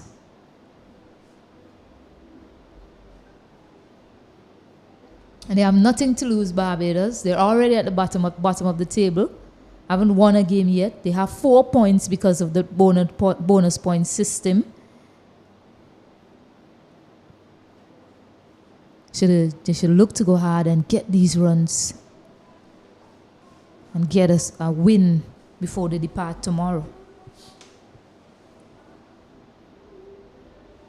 A wide delivery, almost going close to that helmet, Keswick. Could have been some extra runs as well. Yeah, I always hate that.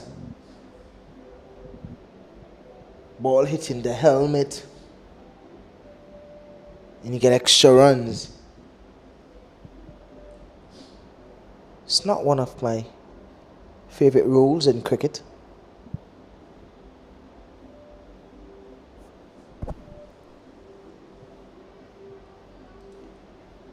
Just helping that one.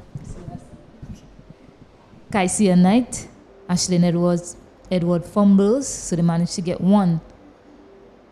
In terms of the rule, Keswick, I believe it's there in mind that if the ball hits the helmet, it could act as a deterrent for the ball going to the boundary.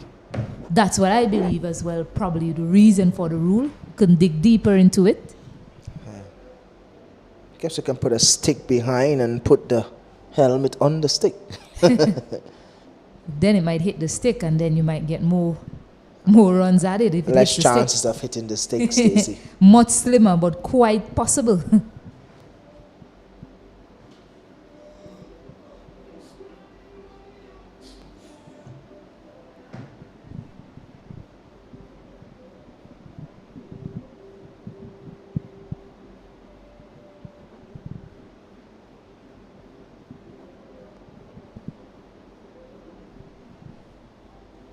Can't find the gap to end the over. Just 3 runs coming from it.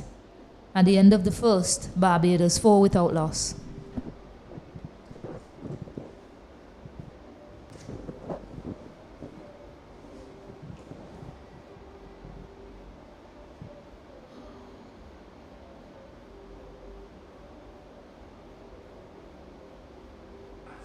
Actually, 4 runs coming from it. There was a leg by as well, 2 wides, 1 run off the bat.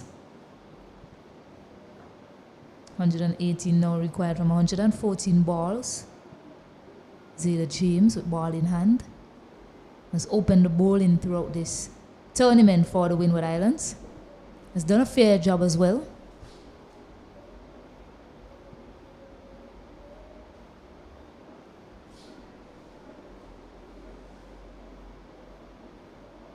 Looking to turn that one to the onside. Can't beat the fielder, Edward.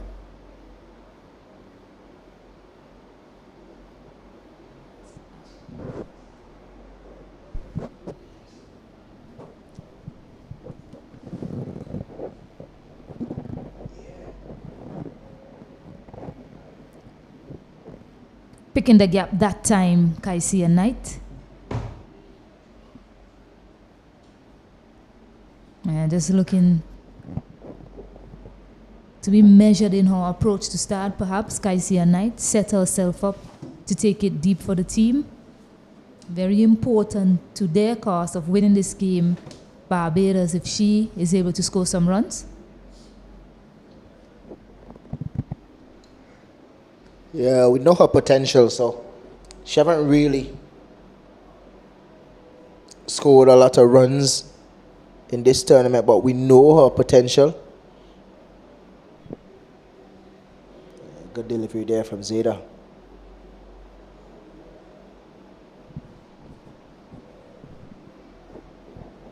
A slip in place now in Afi Fletcher.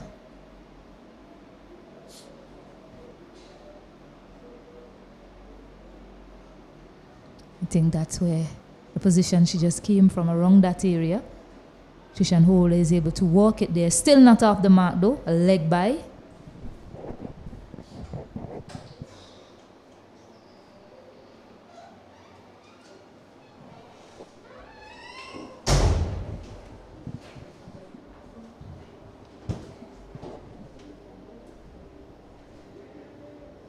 This time swiveling and pulling it.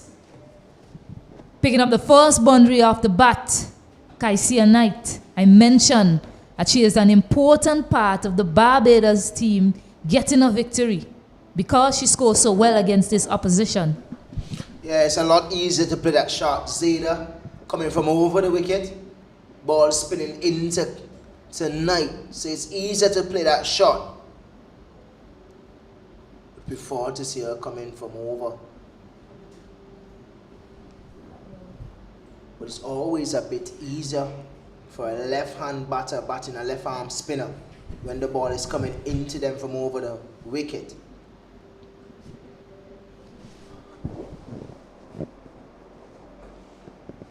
Seeing some positive intent from the batters, the running as well between the wicket. At the end of 2, Barbados woman 10 without loss.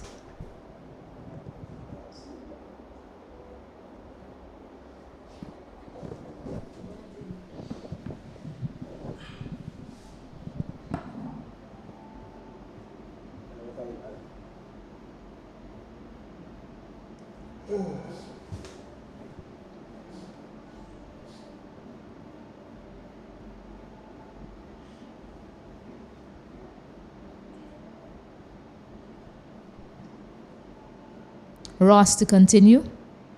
Bowling to Trishan Holder, who's yet to get off the mark. 7 deliveries in.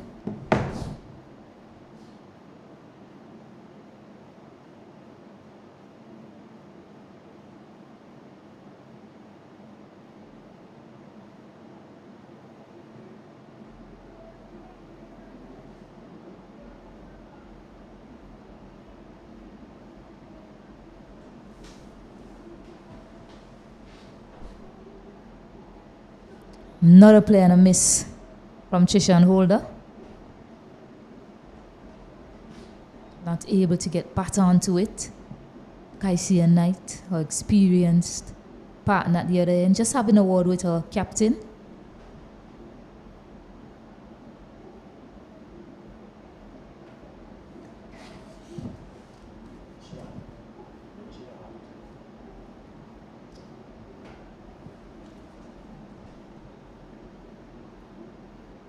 Gets back onto it, but still can't beat the infield on the offside. Straight to Afi Fletcher. Yeah, finding a lot of trouble to pick the gap. Asking for a change of field here. Asking St. John to go back on the third man boundary.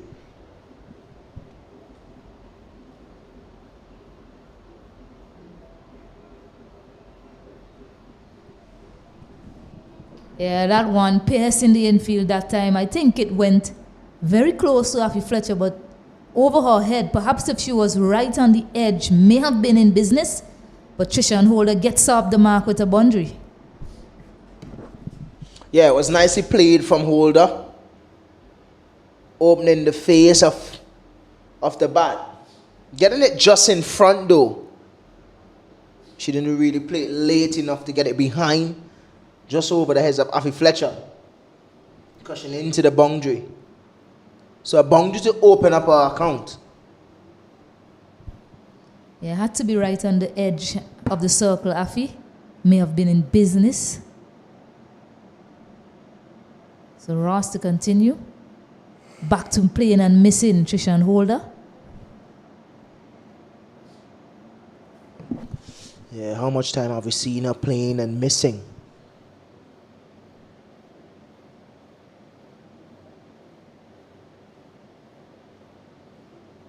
She's adjusted her stance. She's standing. If you look at that picture, standing on that off stump, standing on middle, getting that back leg close to the off stump. It's in the air. It's close to Glasgow.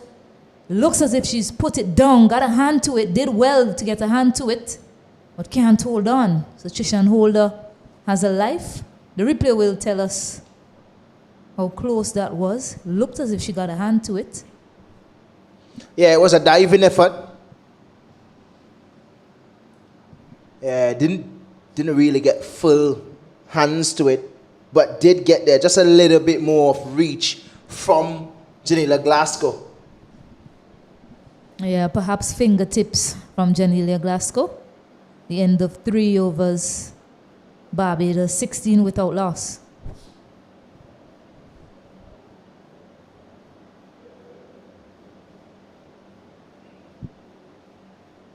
But it was definitely a good attempt from her.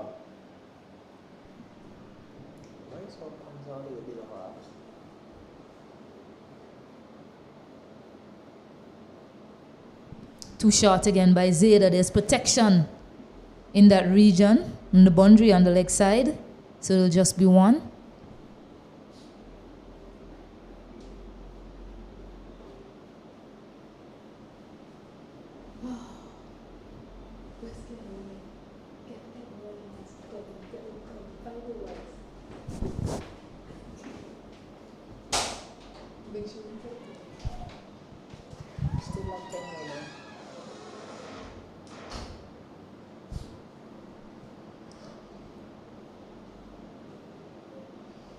And we mentioned at the halfway mark, Windward Islands probably would have wanted to get something more on the board. Yes, a score to play with. But beware of a team that's down, Barbados, yet to register a victory. So we know that they will be looking to come hard tonight. That one ill-directed, wide signal. After Fletcher gives chase, it won't get to the boundary. But the errors in the field, ball in hand from Windward Islands. A few wides bowled in this inning so far.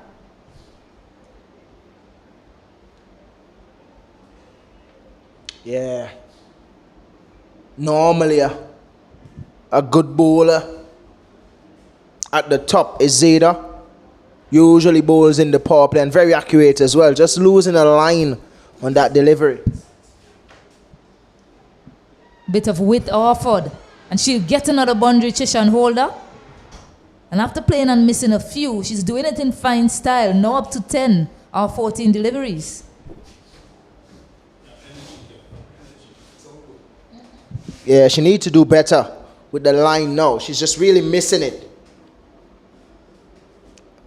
The delivery before that one was directed down the leg side. Now she's gone a little bit wider, giving Holder a bit too much width. Huge appeal. And the finger goes up as well. She was right in front when she was hit. It wasn't a vociferous appeal by any means by the Windward Islands, but did enough for the umpire to raise his finger. I didn't even need an appeal for that one. It was plumb in front. Yeah, Zeta knowing exactly what's going to happen. The jetted finger must go up for that one. Trish and Holder have to go. Just 10. The score is now 24 for 1.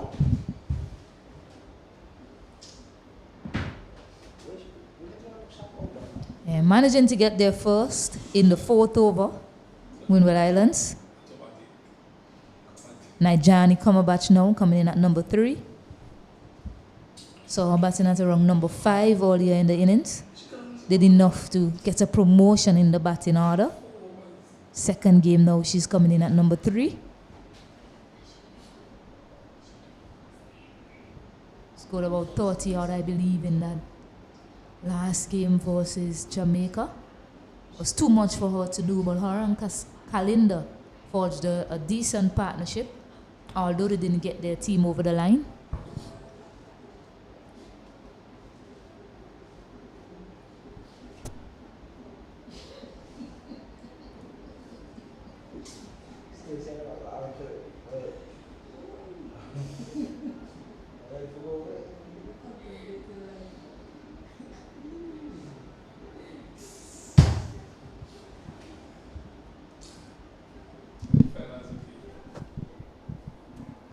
The Cumberbatch about to face her first delivery from Zeta James. A bit short of a length. Manages to get somewhat of a bottom edge on that one. Gets it to that short third area. Ashley Edwards cleans up Edwards. And Cumberbatch is off the mark as well.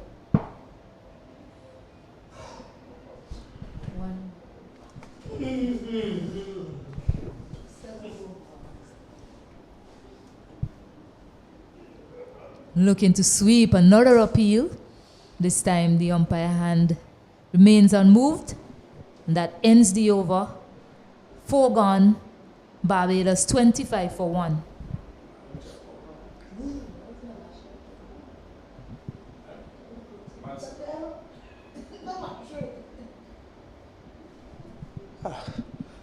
Would love to see that replay again. Looks like it's a good shout.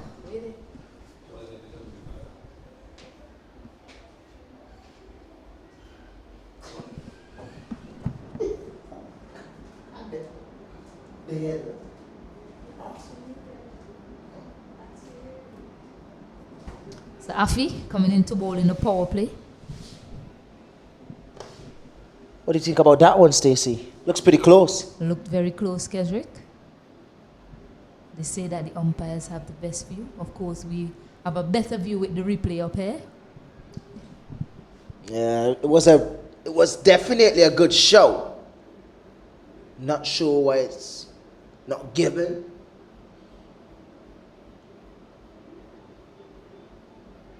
Well, guess what? They're wearing the pink. We're sitting in the com box here. We're wearing different colors. And when you're in pink, you're the umpire. And that's their job. Well, don't need the umpire's decision. Afi say, I'll do it myself. Yeah, what a fantastic delivery from Afi.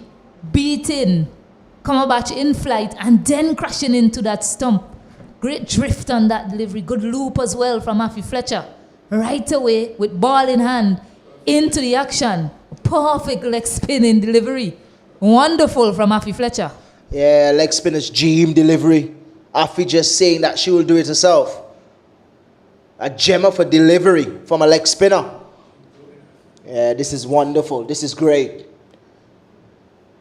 always into the action. International class bowler. Afi Fletcher doing the job for Windward Islands here, picking up her first wicket, first delivery. She's into the action. And you look at Cumberbatch's reaction as well. As soon as it hit the stump, it's like she just got up running, saying, all right, my job is done for the day. Let me just get out of here. It was such a top-class delivery from Afi Fletcher to start to the right-handed batter. Two left-handed batters now, Kaishona Knight, joining her twin sister in the middle, Kaisia Knight.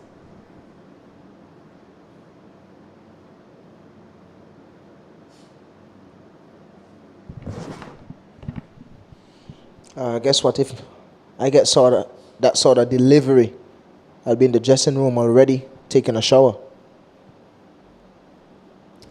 Looking for a quick single to get off the mark. Kaishona Knight, not to be.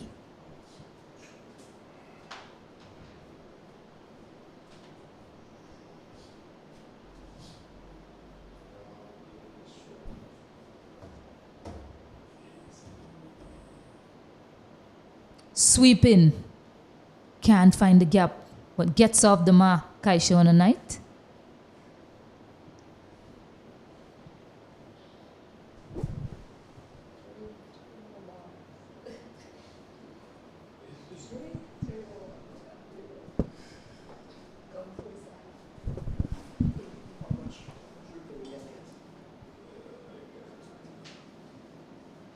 Full delivery. Played to that fielder. Looks to be Karina Noel. One bounce in front of her. He'll dearly love to get this wicket of Kaisia Knight, given what she's done to them in times past.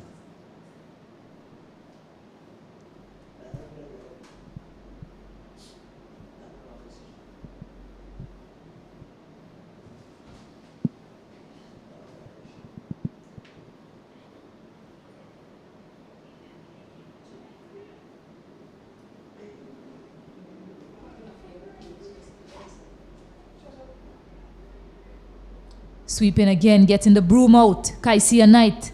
Nerissa Crafton does well. Keeps it in. It was timed really well from Kaisia Knight. And the fifth over. 3 runs coming from it. 28 for 2.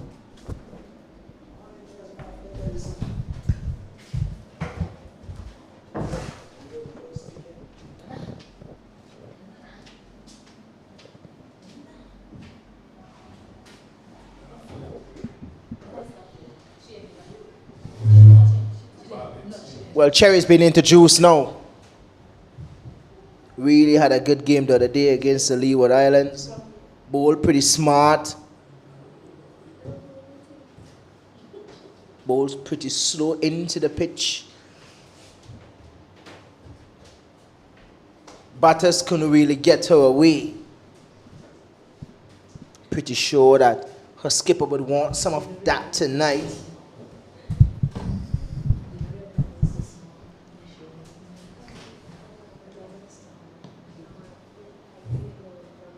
Slow into the pitch again. A loud appeal. First delivery for Cherry. The celebration. Fontaine loving her celebration. Cherry into the wickets already. Good night to you, Kenroy Martin. Yeah, it's a good night for Cherry. It's a good night to have some juice as well. So Cherry being into juice on the first delivery, picking a wicket. Picking a cherry. Cherry picks cherries. 28 for 3. Barbados continues to struggle. Well, I mentioned how well she bowled a couple of days ago against the Leeward Island team. She came in and she's doing just that again. Yeah, going into the pitch slow. Looks to turn the ball as well. Removing Knight. Kaishona Knight, that is.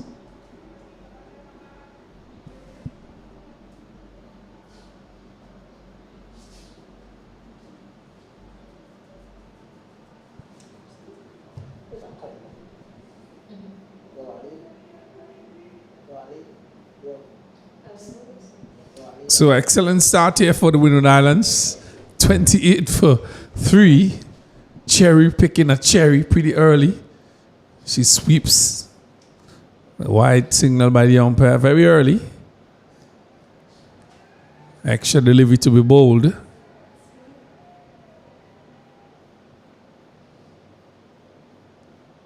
So Barbados have another 94 runs to get. They have lost 3 wickets in the process. They have scored 28. They continue to struggle in this tournament, Barbados, with their batting. Haven't had the best of time here in St. Vincent and the Grenadines. As Cherry continues to bowl for Winners, lovely flighted delivery. Yeah, so something that I've been working for is her bowling pretty slow. So batters can't really time it. They can't really get the power. So they have to really present all the power on those deliveries, which I haven't been able to do ever since the last game against the Leeward Islands.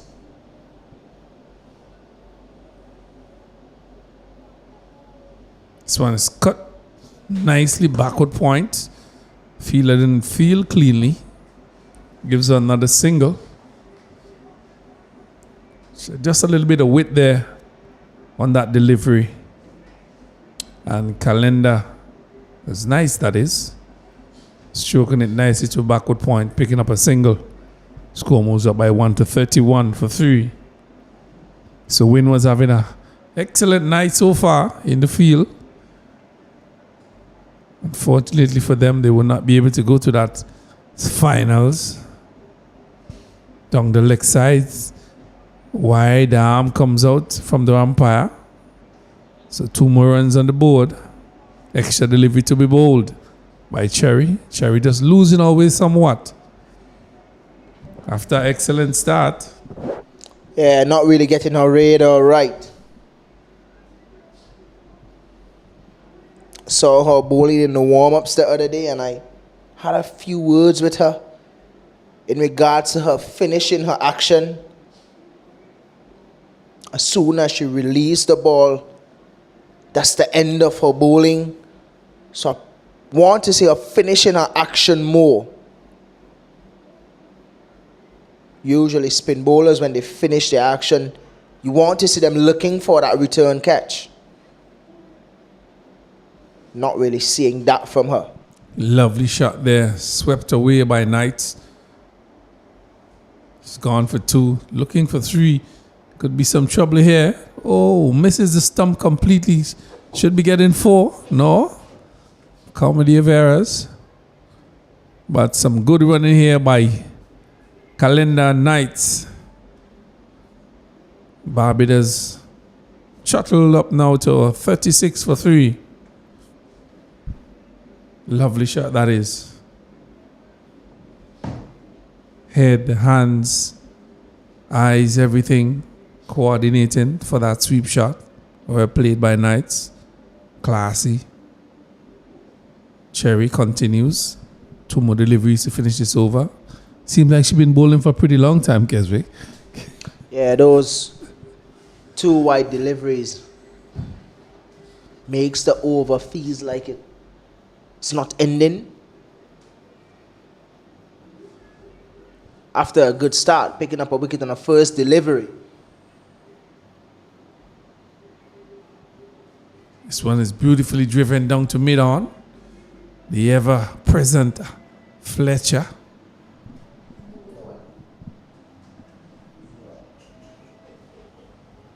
So that's the end of the over.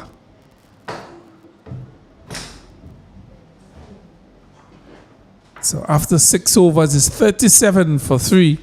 That's the end of the power play.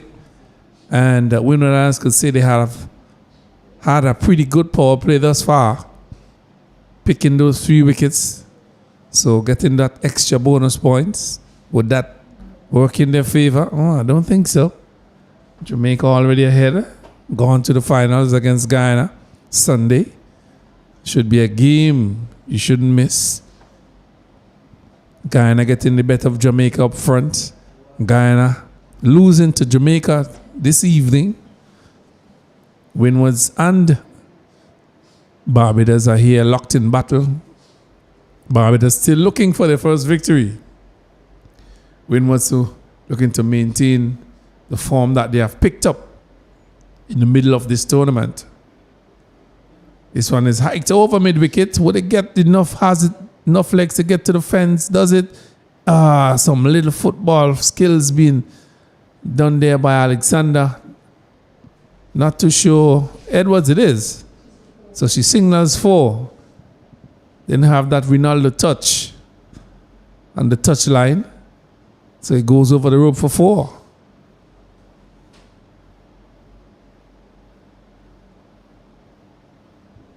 Yeah, it really looked like it was premeditated. Especially when you're batting someone like Harvey Fletcher. Yeah. Honest young lady.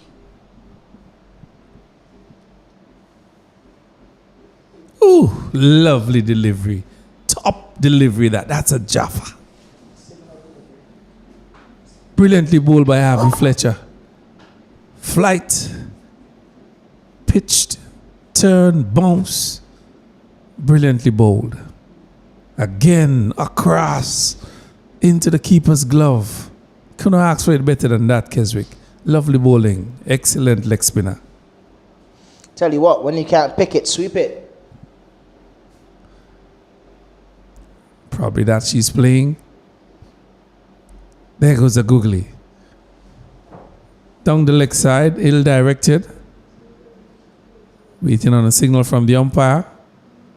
Leg by. So Fletcher really causes some trouble for these batters.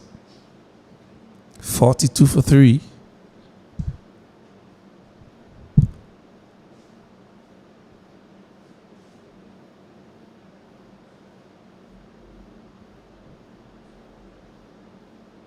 So match boundary so far, 9 fours, 1 6.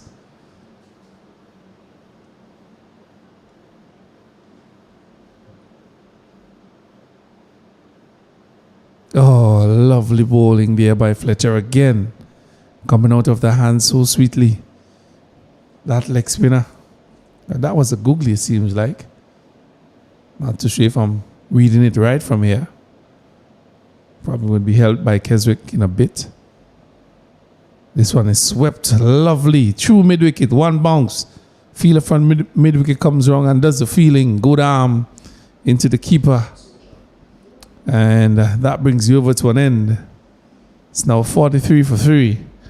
Barbados in reply to Windward Islands need another 79 from 13 overs.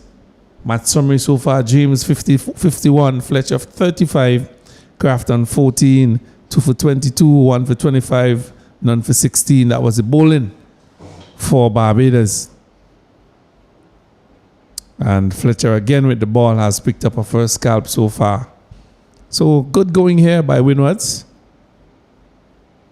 Haven't achieved what they really wanted tonight, but they have played a good game so far. Barbados still struggling for that form, still looking to get things right here in their final game. Cherry, full, outside the off stump. Yeah, really not something that we're accustomed to say when it comes to Barbados female cricket. It's them looking for form and looking to get their first win even in the last game. Missing a few of their stars, and you could see how important those stars are to this team. Short and pulled through square leg. Oh, she missed it completely, misjudged it completely. It went the other way. She was going the other way. Well, what can I say? Short delivery. She came back and she pulled it nice. Hit the surface. She was going the other way. It turned the other way. And into the fence for 4. Lovely shot though. Good connection. Unfortunately for the fielder, it went past her. Yeah, overrunning it is Edwards.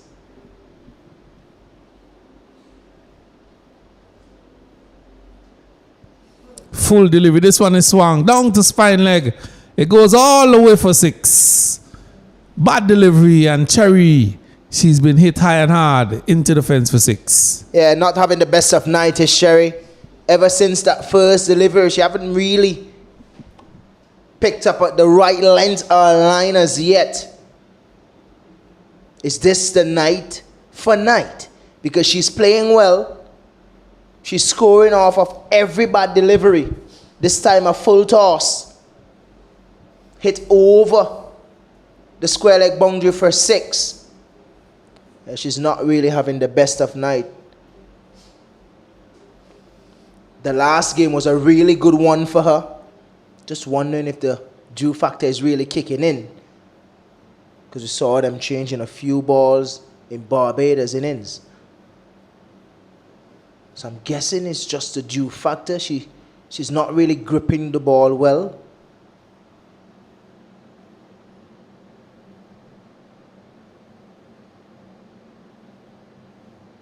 Full delivery again. Didn't really make use of that one night. Stroking it to the field at short extra cover. So Cherry just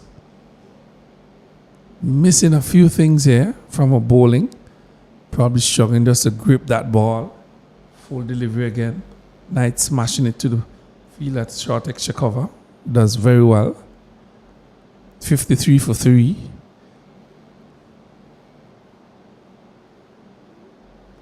She's punching that one to covers again. Not finding the gap, finding the feelers. But 2 good looking shots so far. Need to tread that gap. Get it close as possible to that boundary rope. Nice. She's timed it lovely.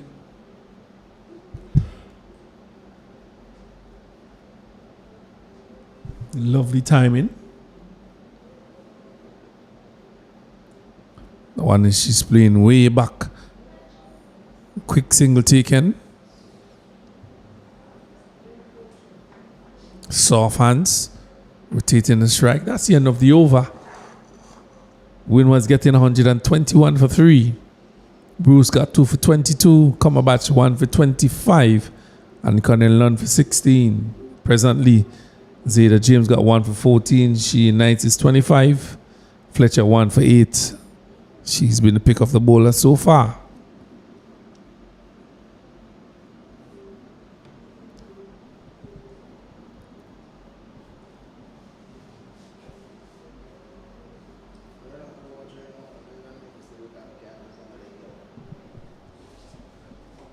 In Glasgow, will be taking up the attack from the old airport end.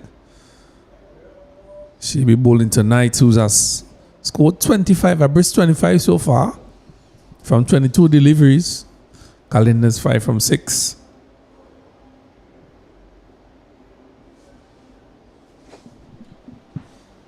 Well, Glasgow's with ball in hand now. Really had a good outing in the last game with bat and ball.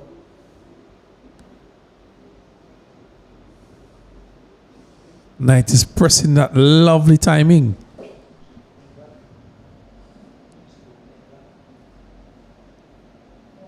Really, she's hitting the middle of the bat here, Knight. Casey and Knight. Stroking it nice in our final game.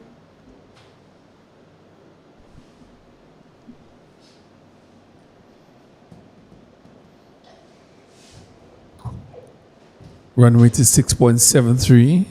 The required run rate is 5.66.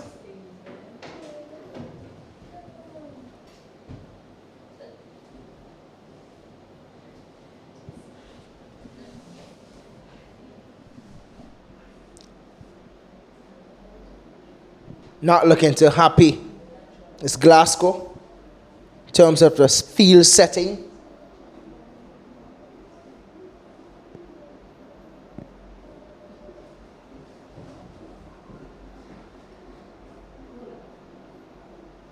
Slower delivery into the pitch. Only could find the feeler out there at deep mid wicket. Looks like Gilbert, that is.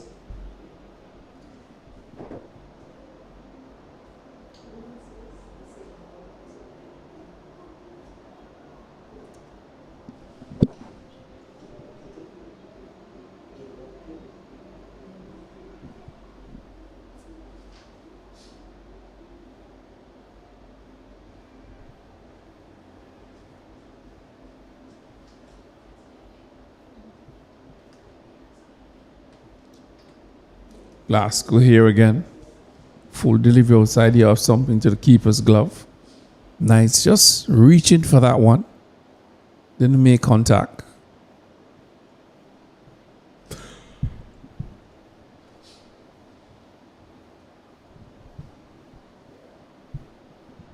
Yeah, good delivery from Glasgow. Just think that what she needs to do is just stick to her line and lengths. She had a good game the last game, so it will do a lot for her confidence, knowing that the female team will be traveling soon. I think they'll be leaving on Monday and Tuesday for England.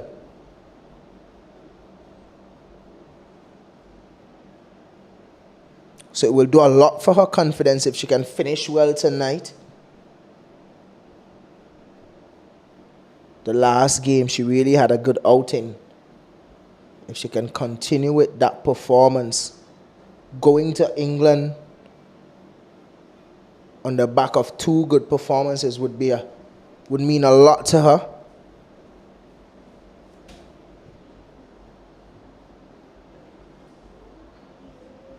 Yeah, full of delivery this time.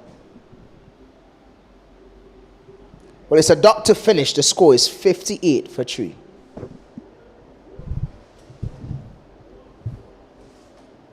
So Casey and I's got 27. She's on 27 from 26.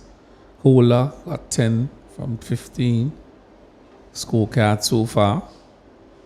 Current run rate is 6.44. Needs another 64 runs in 66 balls. Barbados on track to get that. They have lost 3 wickets on the way. But Knight is there. She's batting nicely. Timing the ball sweetly as well. Glasgow has bowled a solitary over. 1 for 4. And there we see another change in bowling. From the Beckway end here. This is Noel.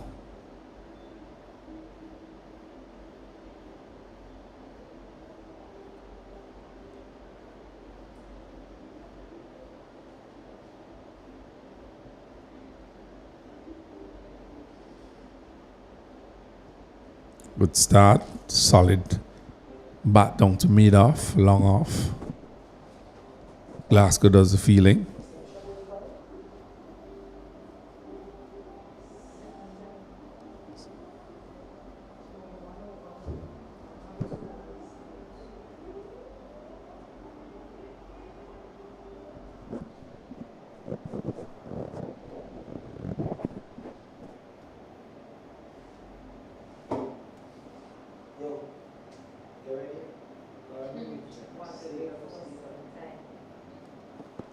So Noel, 59 for 3.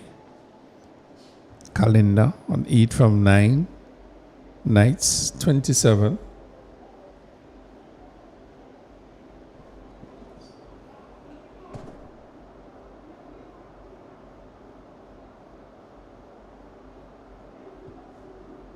Another easy single, taken to square leg.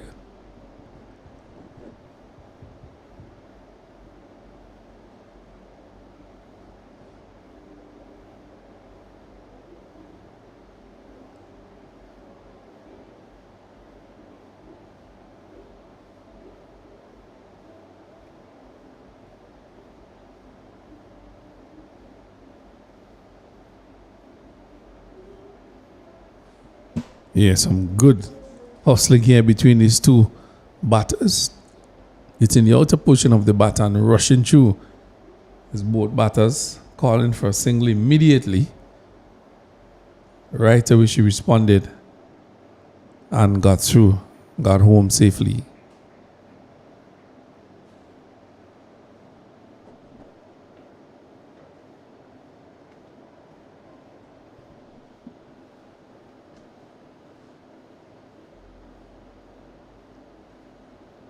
The thing that I like about these Bayesian players, anybody that's on the edge of the circle, they look to get their singles easy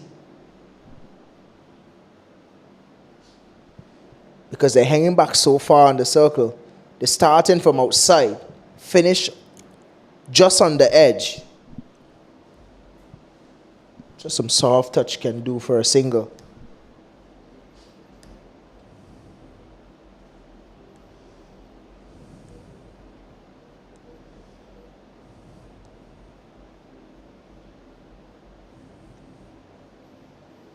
Good stuff from Noel, keeping things rather tight. 62 for 3. Barbados on top of things here.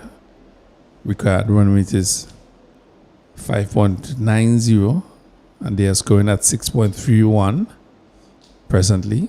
Noel continues to bowl well. Full toss. Could have done much better with that one. Calendar. But that's the end of the over. And at the end of that over, Barbados are 62 for 3 as they take a break here at Arnisville. You will take a break here in the commentator's booth and bring you the final half of this game between Windward Islands and Barbados.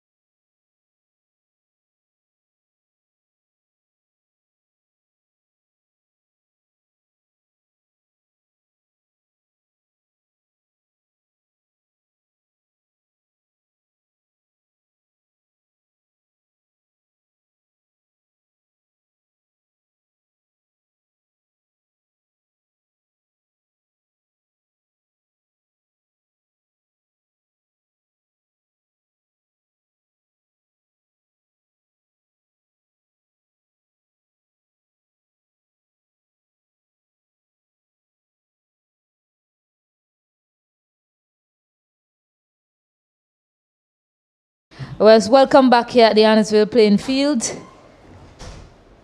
Barbados doing it well. Just need 6 runs per over to win this game. 60 from 60 balls. Kaisia Knight, I mentioned her at the start of this game.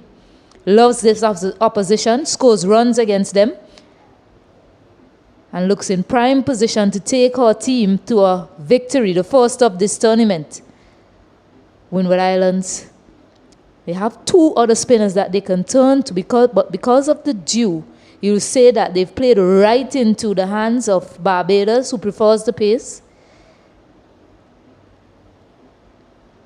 And any slight misfeel like that, any opportunity to take a single, they do that quite well. Good night to you, Kenroy Martin. Good night, Stacey-Ann. Welcome back. Cool evening here at Arnisville. Pretty late in the evening. Yeah, it's been smart running, smart planning as well in this batting innings from Barbados. Knight Fielders on the edge of the circle. You see her play with soft hands and get a single. Calendar is there as well with her, 9 out of 12 deliveries. Inside edge. Fielder should have looked to do better there, but they still managed to steal that single. A runner ball, and they're doing that quite well in this over so far. Yeah, so I mentioned that Windward Islands, they had to go back to seam. Some dew out there, so the likes of Amia Gilbert and Dabini St. John, the other two spinners in the lineup. A huge appeal. Not out, says umpire Jacqueline Williams. So a better length from Glasgow in this over. She was a bit too short in her first.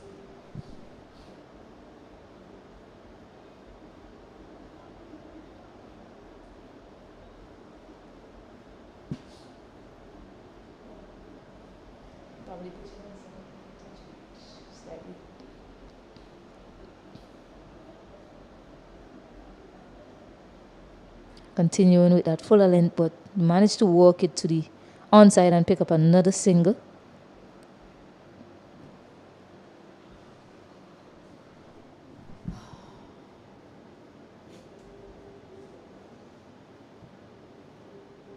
Barbados will hope that this partnership can go on, probably taking them to the 15th over at least.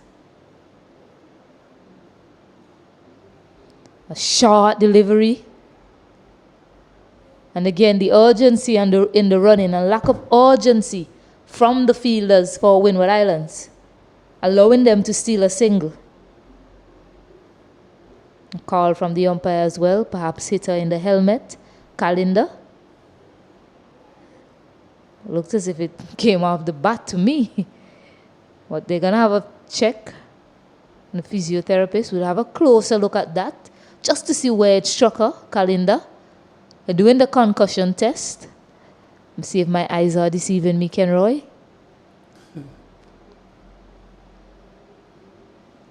I don't think it struck the helmet.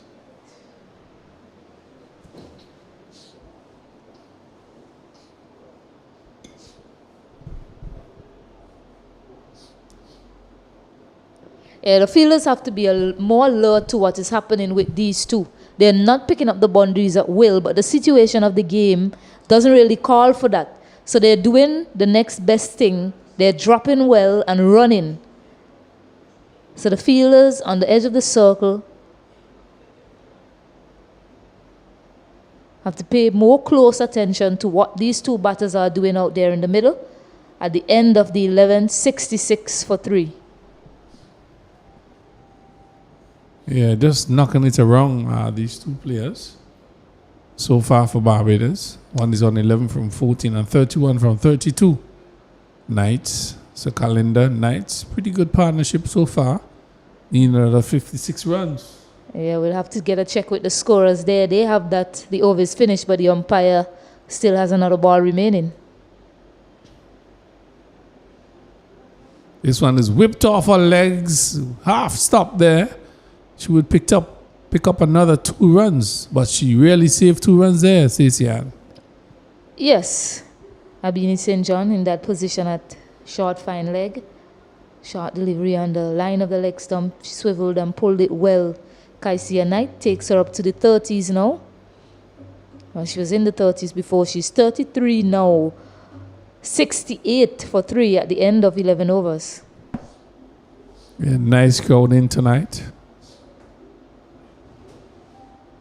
Mike Finley, few Frank Thomas Pavilion. So big up to the supporters here of cricket and women's cricket. To all the supporters here in St. Vincent and the Grenadines for cricket, really. Despite situation and circumstances, they're here. Came out in their numbers. They're here in the stands. Supporting. Karina Noel now to continue with ball in hand. I've seen a lot of her bowl in the tournament.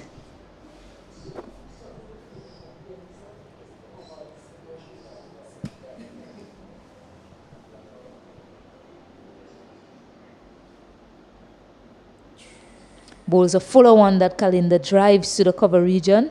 Gilbert cleans up on the boundary.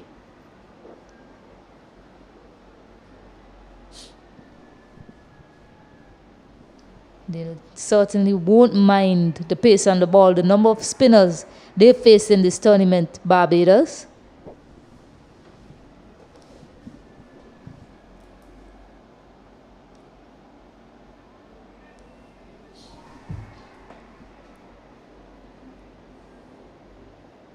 A loud appeal. Umpire says no, perhaps where it was pitching on that occasion for Karina Noel. We'll have a look at the replay as well.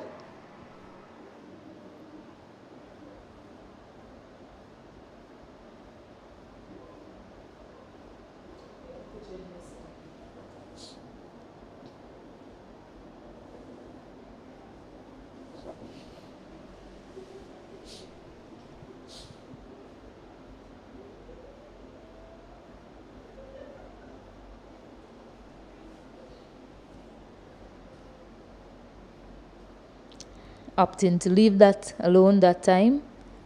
Kalinda. Delivery that she probably could have been looking to run down to deep third. There's no one there. The fielder is in the circle.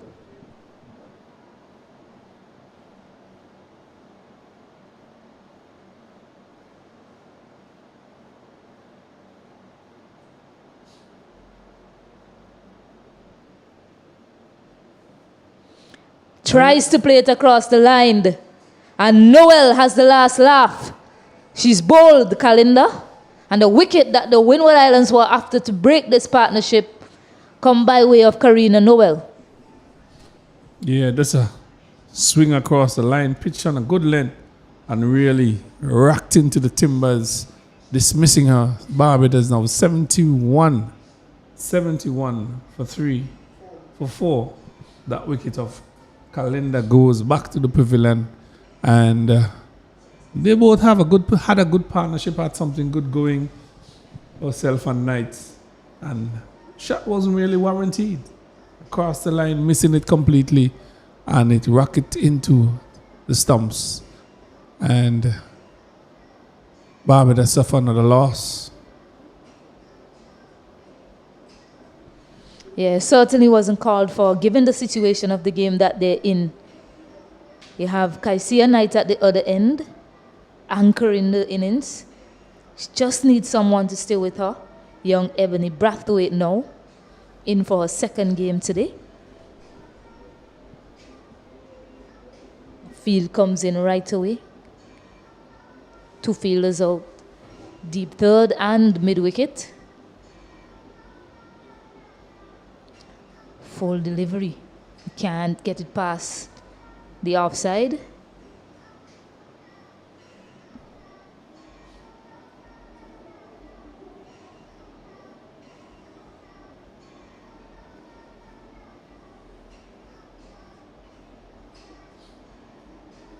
Yes, so now the skipper wants her to get a single. Smart from Zeta. Walks it to the leg side. Wait on the signal for the umpire. It's a leg by, but the desired result for the Windward Islands to keep the new batter on strike for the start of the new over. Yeah, greedy there.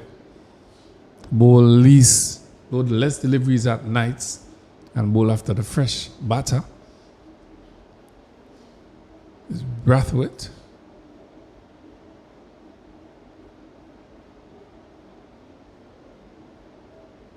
So the current run rate is 5.92, 51 runs to win from 48 deliveries.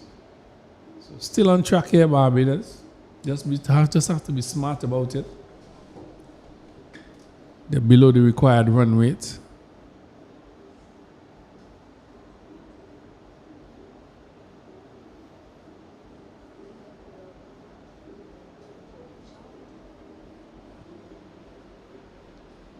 So it's punch lovely. Good football skills here by Knight. By Noel it is. Saving at least another 3 runs. Yeah, and all that hard work to get her on strike is thrown out the window right away because she gets off the mark. First ball, Ebony Brathwaite.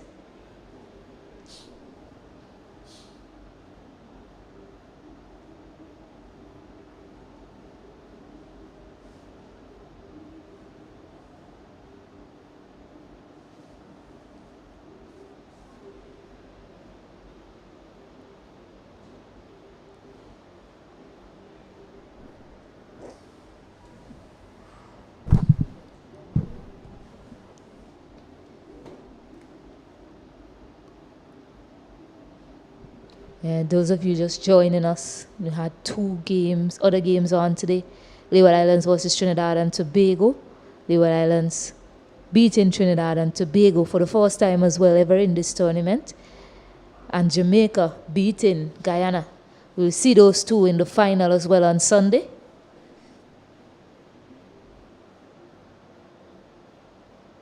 Another quick single by Kaisia Knight, a misfield as well, but don't think she'll be looking to get another run there. And Windward Islands, of course, looking to beat Barbados for the first time, creating history as well here today. Barbados in form control, you say 49 runs required from 45 deliveries. Pretty simple task for the batting team. Set batting Kaisia Knight there. And she's found able partners along the way. Had that in a Sabi calendar, hoping that Ebony Brathwaite can do something similar to what Calendar did for her in that partnership.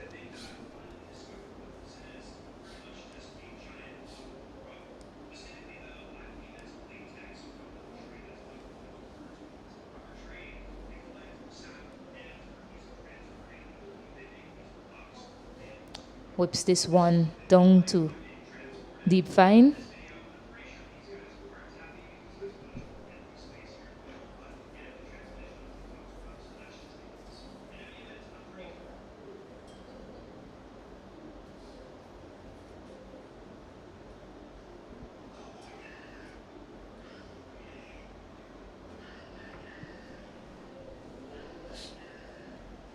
Gasco into her third, yet to pick up a wicket. Offers width. And what marvellous hands from Ebony Brathwaite to pick up her first boundary of this match. Yeah, lovely shot. As you said, lovely hands and eye coordination there. Spunked it through backward point, rushed off the outfield and into the fence for one of the better shots we have seen for the day during this game. A really lovely shot by Brathwaite. Timed to perfection as well. Yeah. Glasgow needed to back up what Noel did in that over before, because she picked up that wicket. Needed to find a way to heap pressure on the opposition. Instead, 8 runs coming from it.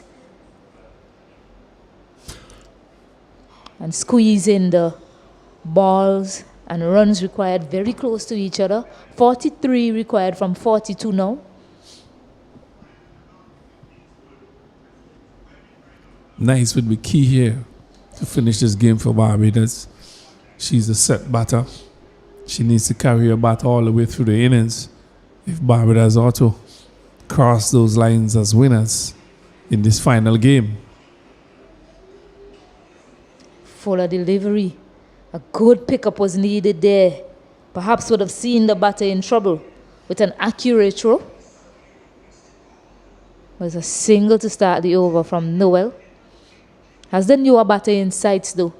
She should be thinking to herself, it's an opportunity for me to accumulate some dot deliveries and possibly pick up a wicket as well to Brathwaite.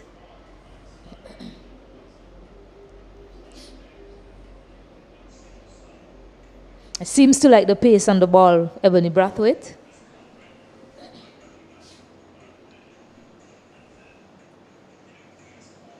Playing it quite confidently to these pacers so far. Yeah, striking it nicely, Brathwaite.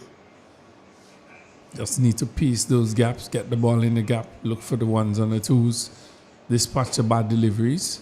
She needs to show some support for Knights, who's on 36 from 37. Pitched up again, squeezing this one down to the deep third area. And they'll collect 2 more. So losing whatever little grip they had on this game, Windward Islands.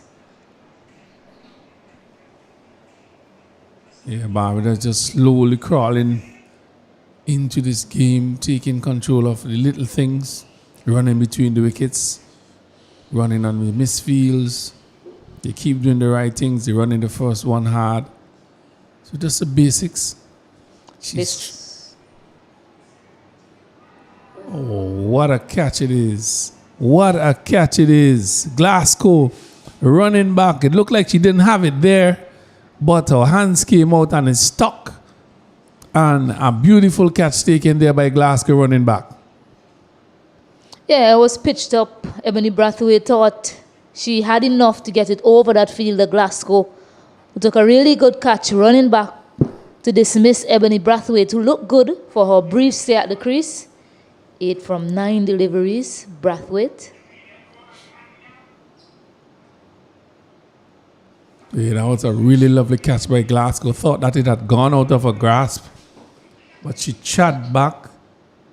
Brathwaite thought she had it, losing her shape there in that shot as well.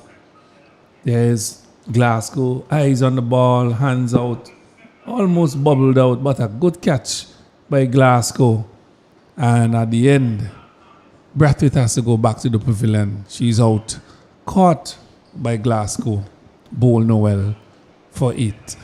Yeah, Noel seems to like putting her hand up when Windward Islands need it the most, when they have their backs against the wall. You look at that game against Trinidad and Tobago when she came in and marshaled them to a victory. There were 6 wickets down very early. She had a partnership with Fontaine. Now with ball in hand, they needed to find a wicket. They found 2. Noel picking up 2 wickets so far in this match. Can she get a third? Bruce now on strike. You say you're into the tail for Barbados. The batters now, the bowlers now, Shanika Bruce to come.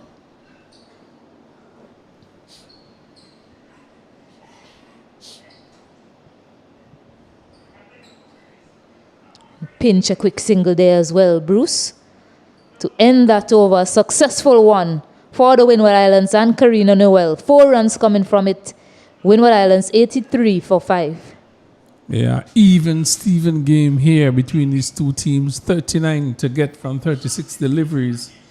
And Barbados looking for their first victory here against the Windward Islands in this tournament. And Windward's looking to continue their winning ways. They have found some form in the middle of the tournament and really played some nice cricket to get them to this stage. Actually, could have gone to the finals if they had played a different brand of cricket, but unfortunately, that won't happen. And they have Barbados now 83 for 5 and another 39 runs from 36 deliveries. Upper wicket as well, that of Nijani Komabach. How she's utilized in this last phase of the game will be very important. And she's bowled her.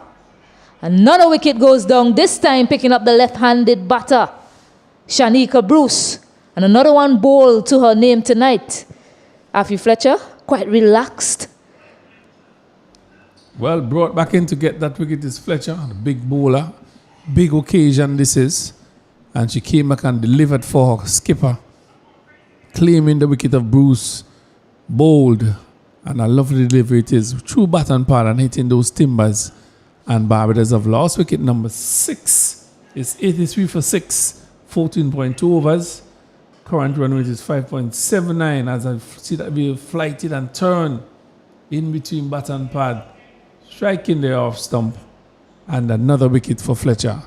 Those leg spinners have been pitching all night. Yeah, the skipper would be hoping that she can go bang, bang, and perhaps another bang in this over.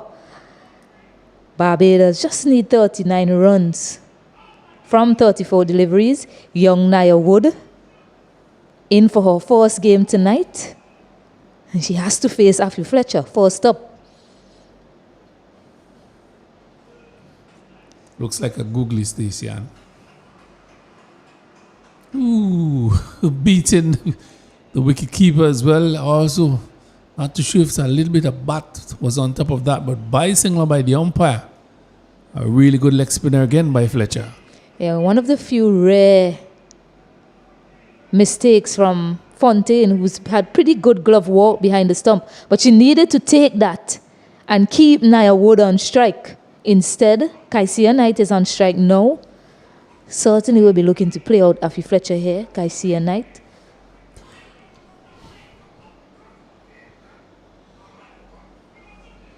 She gets one on the line of the leg stump. Didn't find her range to the left-handed batter there, Fletcher. And Knight picks up a much-needed boundary for Barbados. Yeah, bad delivery there by Fletcher on the leg stump, the leg spinner. And she really pulled it sweetly through the square leg area down to fine leg into the fence for 4. She found the gap and she timed it to perfection again into the fence for 4. She moves up to 40 from 38 deliveries. Barbados needs another 34 runs here to win this game.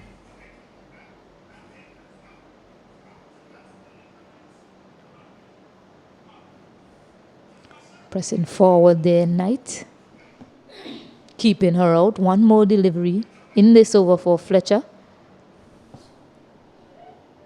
She'll be looking to get a single. The fielders have to be alert to this. She'll be looking to get a single to get on strike.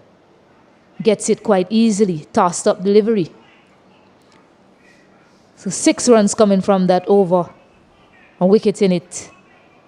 Barbados 89 for 6. 5 overs remaining to get 33 runs. And yet to bat is Connell, Dean and Elliott. So Knight is critically important for Barbados staying at the crease. She's on 41 from 40. If Barbados is to get across these lines, these other 33 runs, it will be very important that Knight is the one who does that. And with that, I'll take a break from the commentator's booth and reintroduce the man from the leeward side to finish up things here with you, Stacey Ann. Keswick Williams. He would do final 5 or so here. Yeah, Noel in the middle of a good spell, about to bowl her last. Pitches it up to Kaisia Knight, who gets off strike right away. Early single. That's a good one. That's a good sign for the Windwards. So that brings the new batter on strike. Need another 32 from 4.5 the overs. Critical time here. Yeah, should be looking to target the stumps. Karina Noel picked up 2 wickets so far. Full and straight is what she should be aiming to do to this new batter, Nia Wood. In for her first game, of course. Only faced 1 delivery so far. Welcome, Keswick. And that's where you need to be. Full and straight there, Nia Wood. Good bowling from Karina Noel. Yeah, you must say, ever since introduced tonight, she has been really bowling well for a skipper.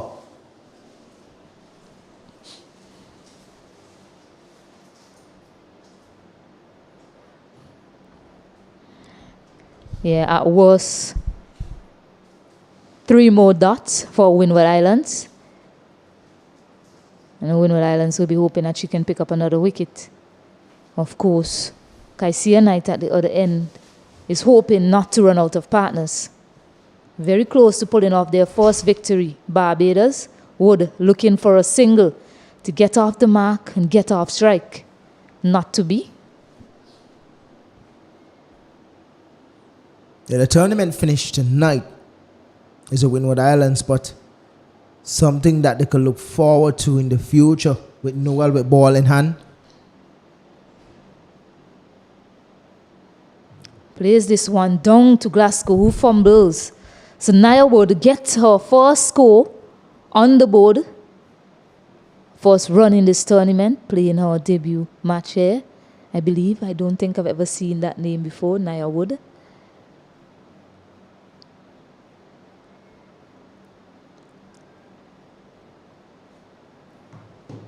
So where can she bowl this delivery for to Kaisia Knight? And can Kaisia Knight pick up a boundary off this last delivery? At worst, a single to see herself back on strike to start the beginning of the 17th over.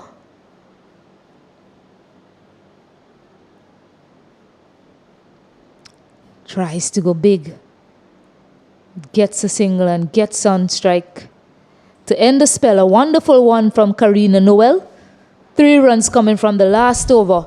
Picked up 2 important wickets in it. Finishes with figures of 12 runs, 2 wickets. Barbados women 92 for 6. Yeah, good returns from her.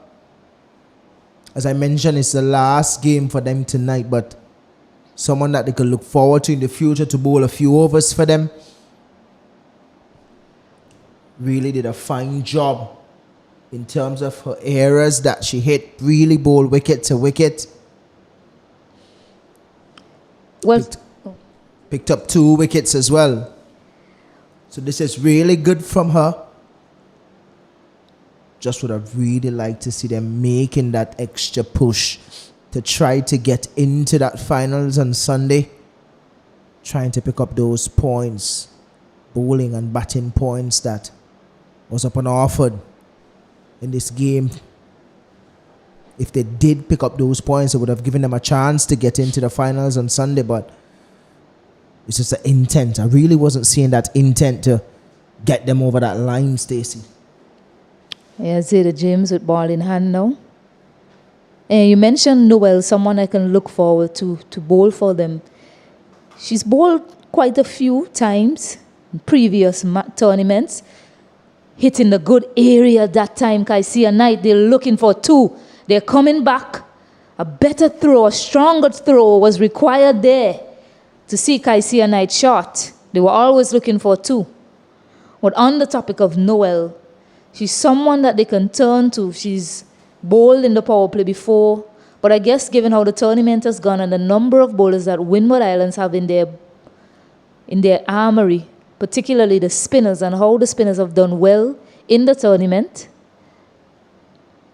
probably haven't turned to her a lot. Today they needed her, and she did well for them. So it's good that you can have a reliable bowler in your lineup. When you call upon her, she delivers for you. Certainly did that tonight, Karina Noel. Yeah, definitely good to see. Still Gilbert, who can bowl a few overs as well.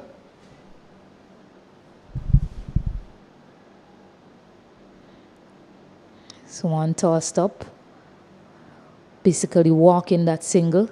Kaisia Knight. He's picked up 3 runs from the over so far.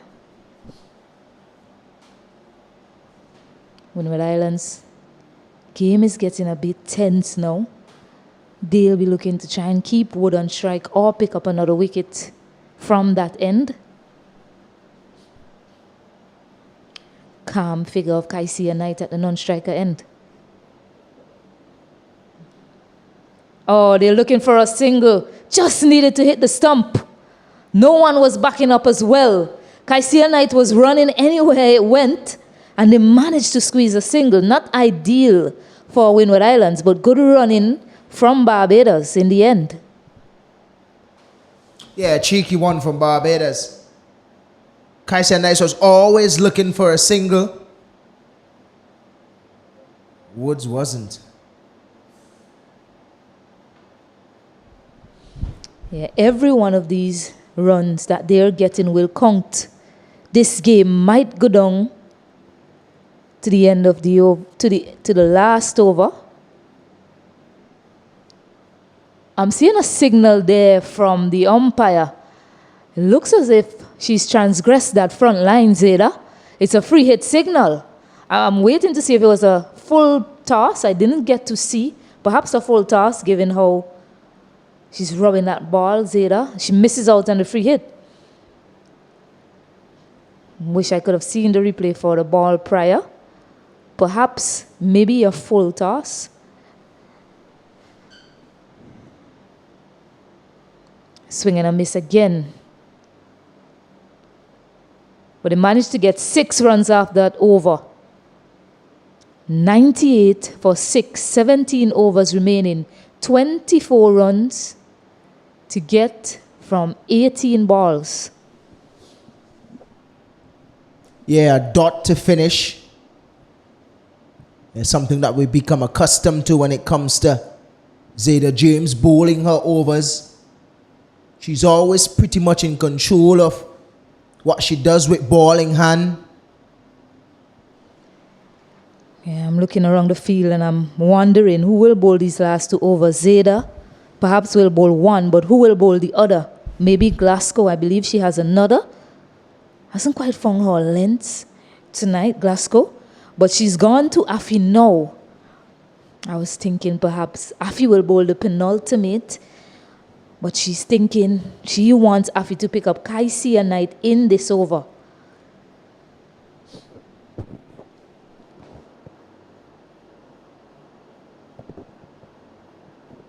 Operated from the administrative center end for all of tonight. No, she's coming from the media center end. Fletcher.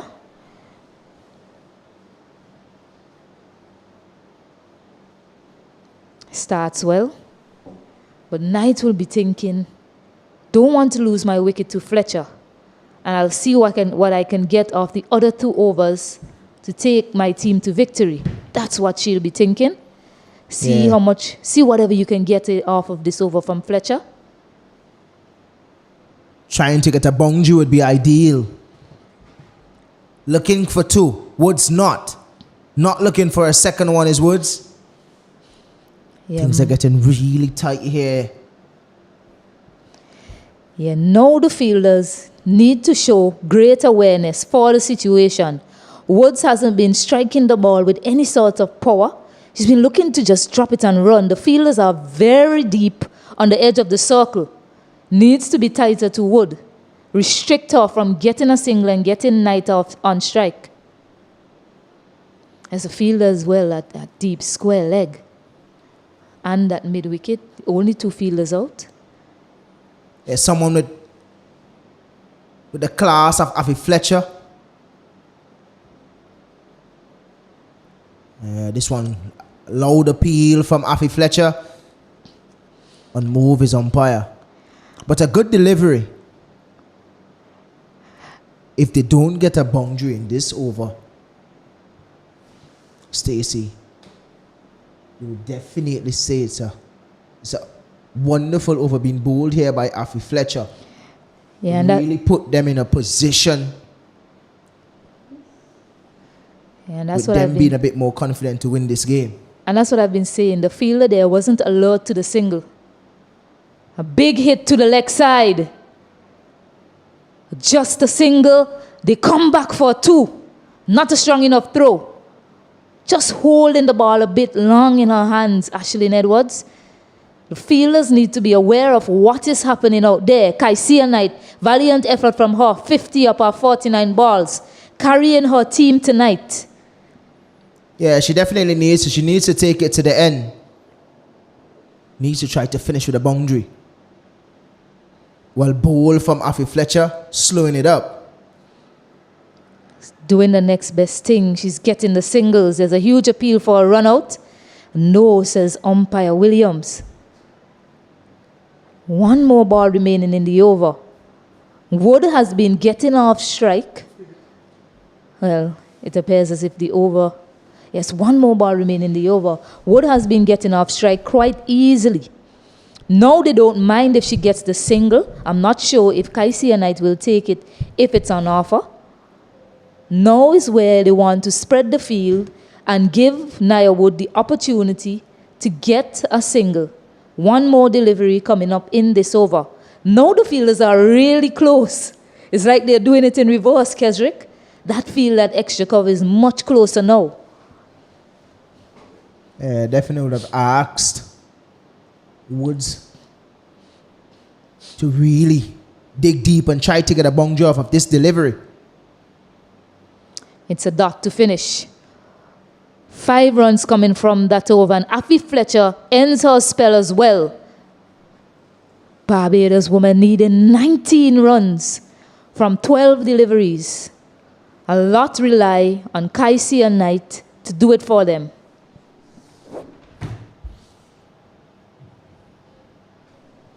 She's turning to Janelia Glasgow to bowl the penultimate over. Yeah, how fitting it is to give the West Indies seamer. Giving her the ball, it's definitely expect that. with all the international experience.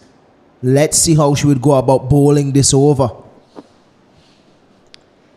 Yeah, needs to bowl a good over here, Glasgow. Her last over went for 8 runs, a boundary in it as well. Something like that will set Barbados up for the final over. She needs to bowl well here to give something to that last over. I believe Zayda James will bowl it for her to bowl at. Kaisia Knight is on strike.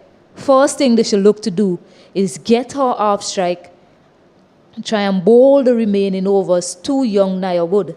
I don't think, I'll be very honest, since the introduction of Nia Wood, this one is high, it's in the air. Oh, she puts it down. Has she put down the game as well, Ashlyn Edward? That should have been taken. It was a simple chance. Getting the edge of Kaisia Knight. Ashlyn Edwards running in there and puts down what should have been a simple catch to the hopes of the Windward Islands winning this game. Really the simplest of catches. Haven't been feeling the best tonight is Edwards. It's a drop catch, but it brings Woods on strike. Yeah, and this is what I was talking about, Kesrick. 2 fielders are out. I really don't see the need for that, given the situation of the game. Now she's sending back Zayda James. Nia Wood is on strike. She hasn't made any attempt to get a ball away to the boundary. She's just been dropping and running. And again, the fielders are spread, and this is what I've been saying. This period of the game, the Windward Islands have not controlled it well. They've been giving Nia Wood an easy single and getting Kaisia Knight back on strike. You mentioned it, Stacey. They're doing it in reverse.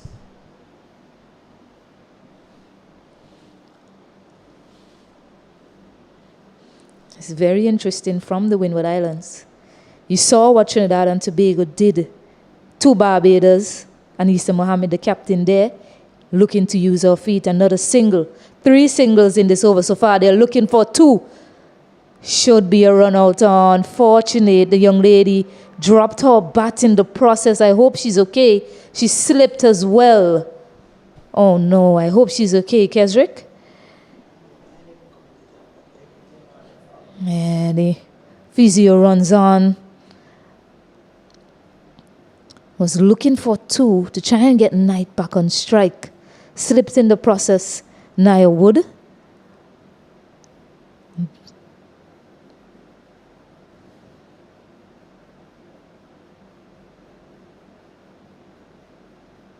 Strong throw from Noel off the boundary. Yeah, she twisted her ankle in trying to turn and get back.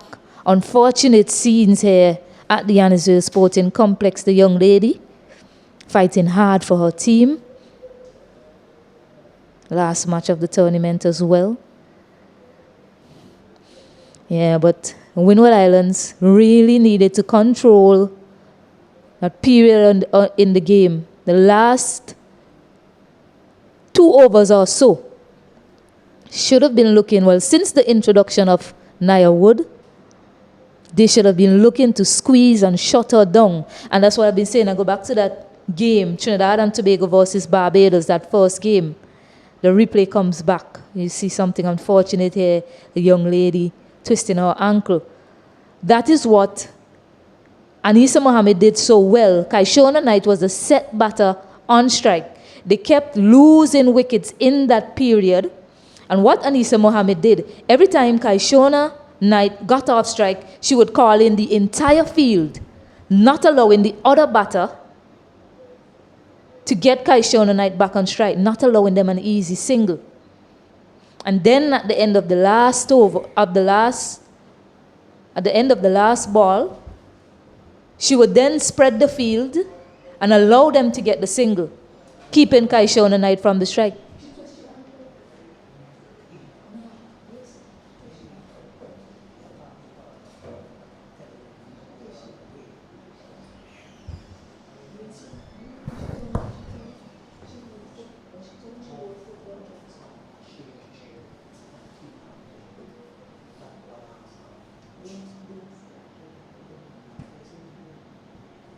I love to see the replay again there from Nia Wood. Turning and twisting her ankle. And look nasty as well.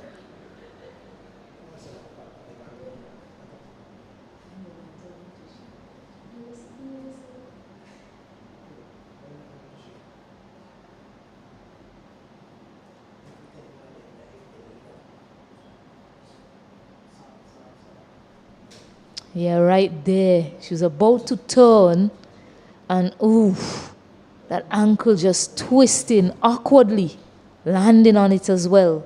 Nia Wood. New batter now, Shamilia Connell. Connell has the ability to hit a long ball. I've seen it happen before. Hasn't done that in this tournament.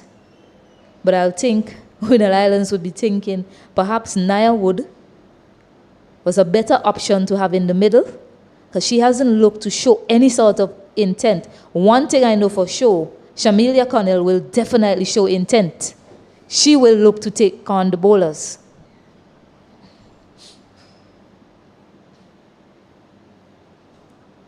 Three balls remaining now in this over. Has to finish it well, Glasgow.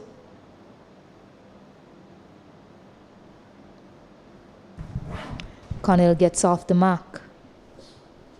Yeah, well bowled from Glasgow. Exactly what the doctor ordered.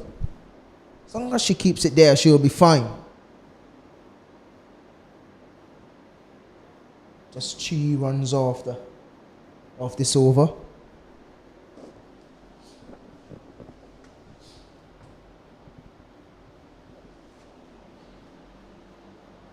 Has to find a boundary somewhere, giving herself room. Can pace. Well, pace is the infield, but they're looking for a second, and it'll be a simple run out. Kaisia Knight was looking for a second. Shamilia Connell was not interested. And is that the hopes gone for Barbados in this game to win their first match of the competition? Well, someone was doing ball watching.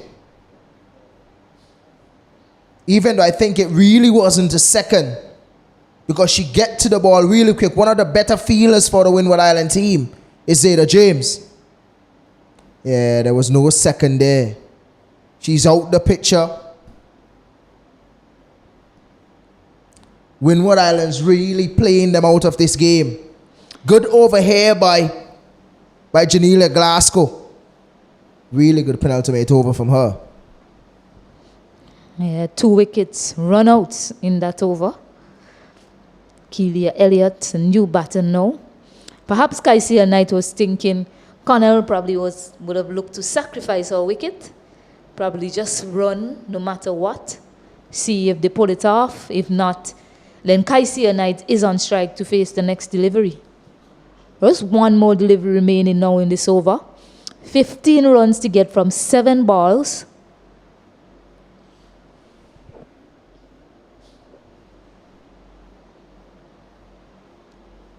Should still look to finish well, Janelia Glasgow.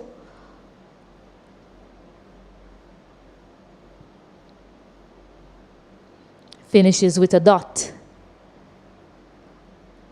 I beg your pardon, it's actually 14 runs required. There was a run during that run out. So 14 runs required from the last. 19 overs bowled. Barbados 108 for 8. Can they get to their first victory in this tournament? The only one they'll get. Try and end this tournament with a win, Barbados. Well, it's Zeta James with ball in hand. We know she can be a handful, especially at this stage of the game.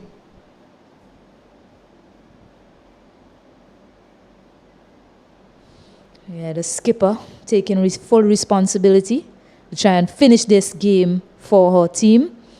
Remember, this will be the first time Windward Islands will be beating Barbados in the T20 Blaze tournament if they manage to pull it off. Keelia Elliott and Shamilia Connell will have other things in mind. Use of the feet, and she's gone. That dance there from Fontaine says it all. Is she? I'm seeing no reaction from the umpire. I saw the dance come out. I thought she was out of her crease. Looks as if she made it back. Barely in time. Fontaine dancing well before the umpire gave that out. Looks like the foot is just on the ground sliding back. Really good decision from the umpire. Yeah, looked really close. Quick hands from Fontaine, but a really good decision. Can't see it from up here. Fontaine had the jig out there in celebration.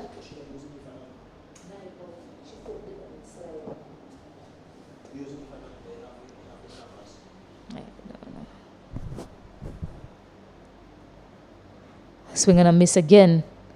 Don't matter if they don't get the wicket, Windward Islands. It won't matter as long as they're able to finish this over well without Barbados getting up to 14 runs. It's getting harder with every dot delivery going by.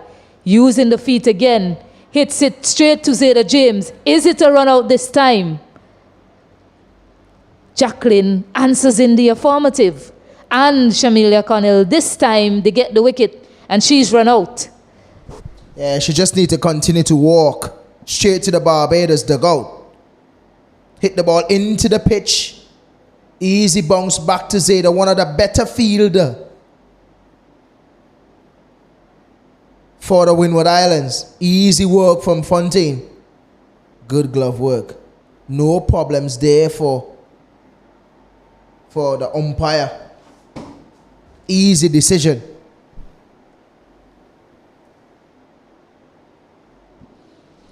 The Windward Island can start to celebrate now. Didn't really get over the line of qualification when it comes to probably getting into the finals regarding the point system. But getting a win here tonight in front of their home crowd in the last game really means something, giving their fans something to shout about. Yeah, it certainly will. And as I said, this period of the game, I think they made it harder for themselves. Got Barbados much closer than they should have. But it's something for them to learn, another dot delivery, something for them to look back on and think about what they could have done better. But those runouts, they managed to keep their calm, and that was very important.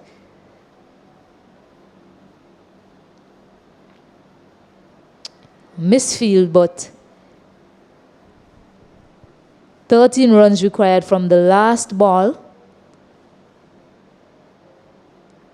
Windward Islands can certainly start to celebrate.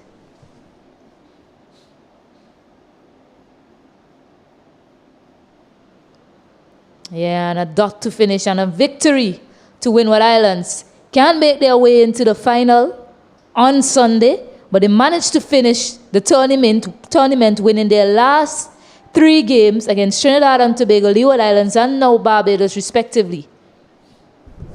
Yeah, really good work from them today. It's a bit sad that they couldn't really get into the finals regarding the mathematical chance that they had today. But all in all, they won a game in front of their home crowd. Well, this one, winning their last 3 games here in the West Indies Women T20 Blaze here in St. Vincent and the Grenadines, giving their fans something to shout about here in St. Vincent.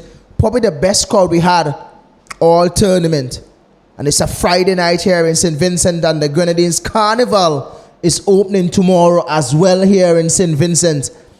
So they would have a little bit of celebration tomorrow as well with the fans and friends in St. Vincent and the Grenadines. But well done to the Windward Island team for coming out and winning this game. Barbados didn't really get a good start to the tournament, didn't play too well, and they finished the tournament without a win, something that we're not really accustomed to when it comes to Barbados team in the female tournament here in the Caribbean. But they have a lot of thinking to do to come back here again next year to play in the Women T20 Blaze. They have to do something better. But Windward Islands, what a game they have played today, Stacey. Yeah, certainly so. But going back to Barbados, a lot to look forward to. In terms of some of the talent I've seen, they have two good batters, up-and-coming batters, Kalinda and Nijani Komabach. Tiani Hobart Mayers as well, the young off-spinner. Players that you can look forward to in the future. So a lot to think about, as you say, but something to go back to the drawing board with, to come back harder. Of course, the likes of Alia Aline as well should feature in the tournament. Hayley Matthews, perhaps.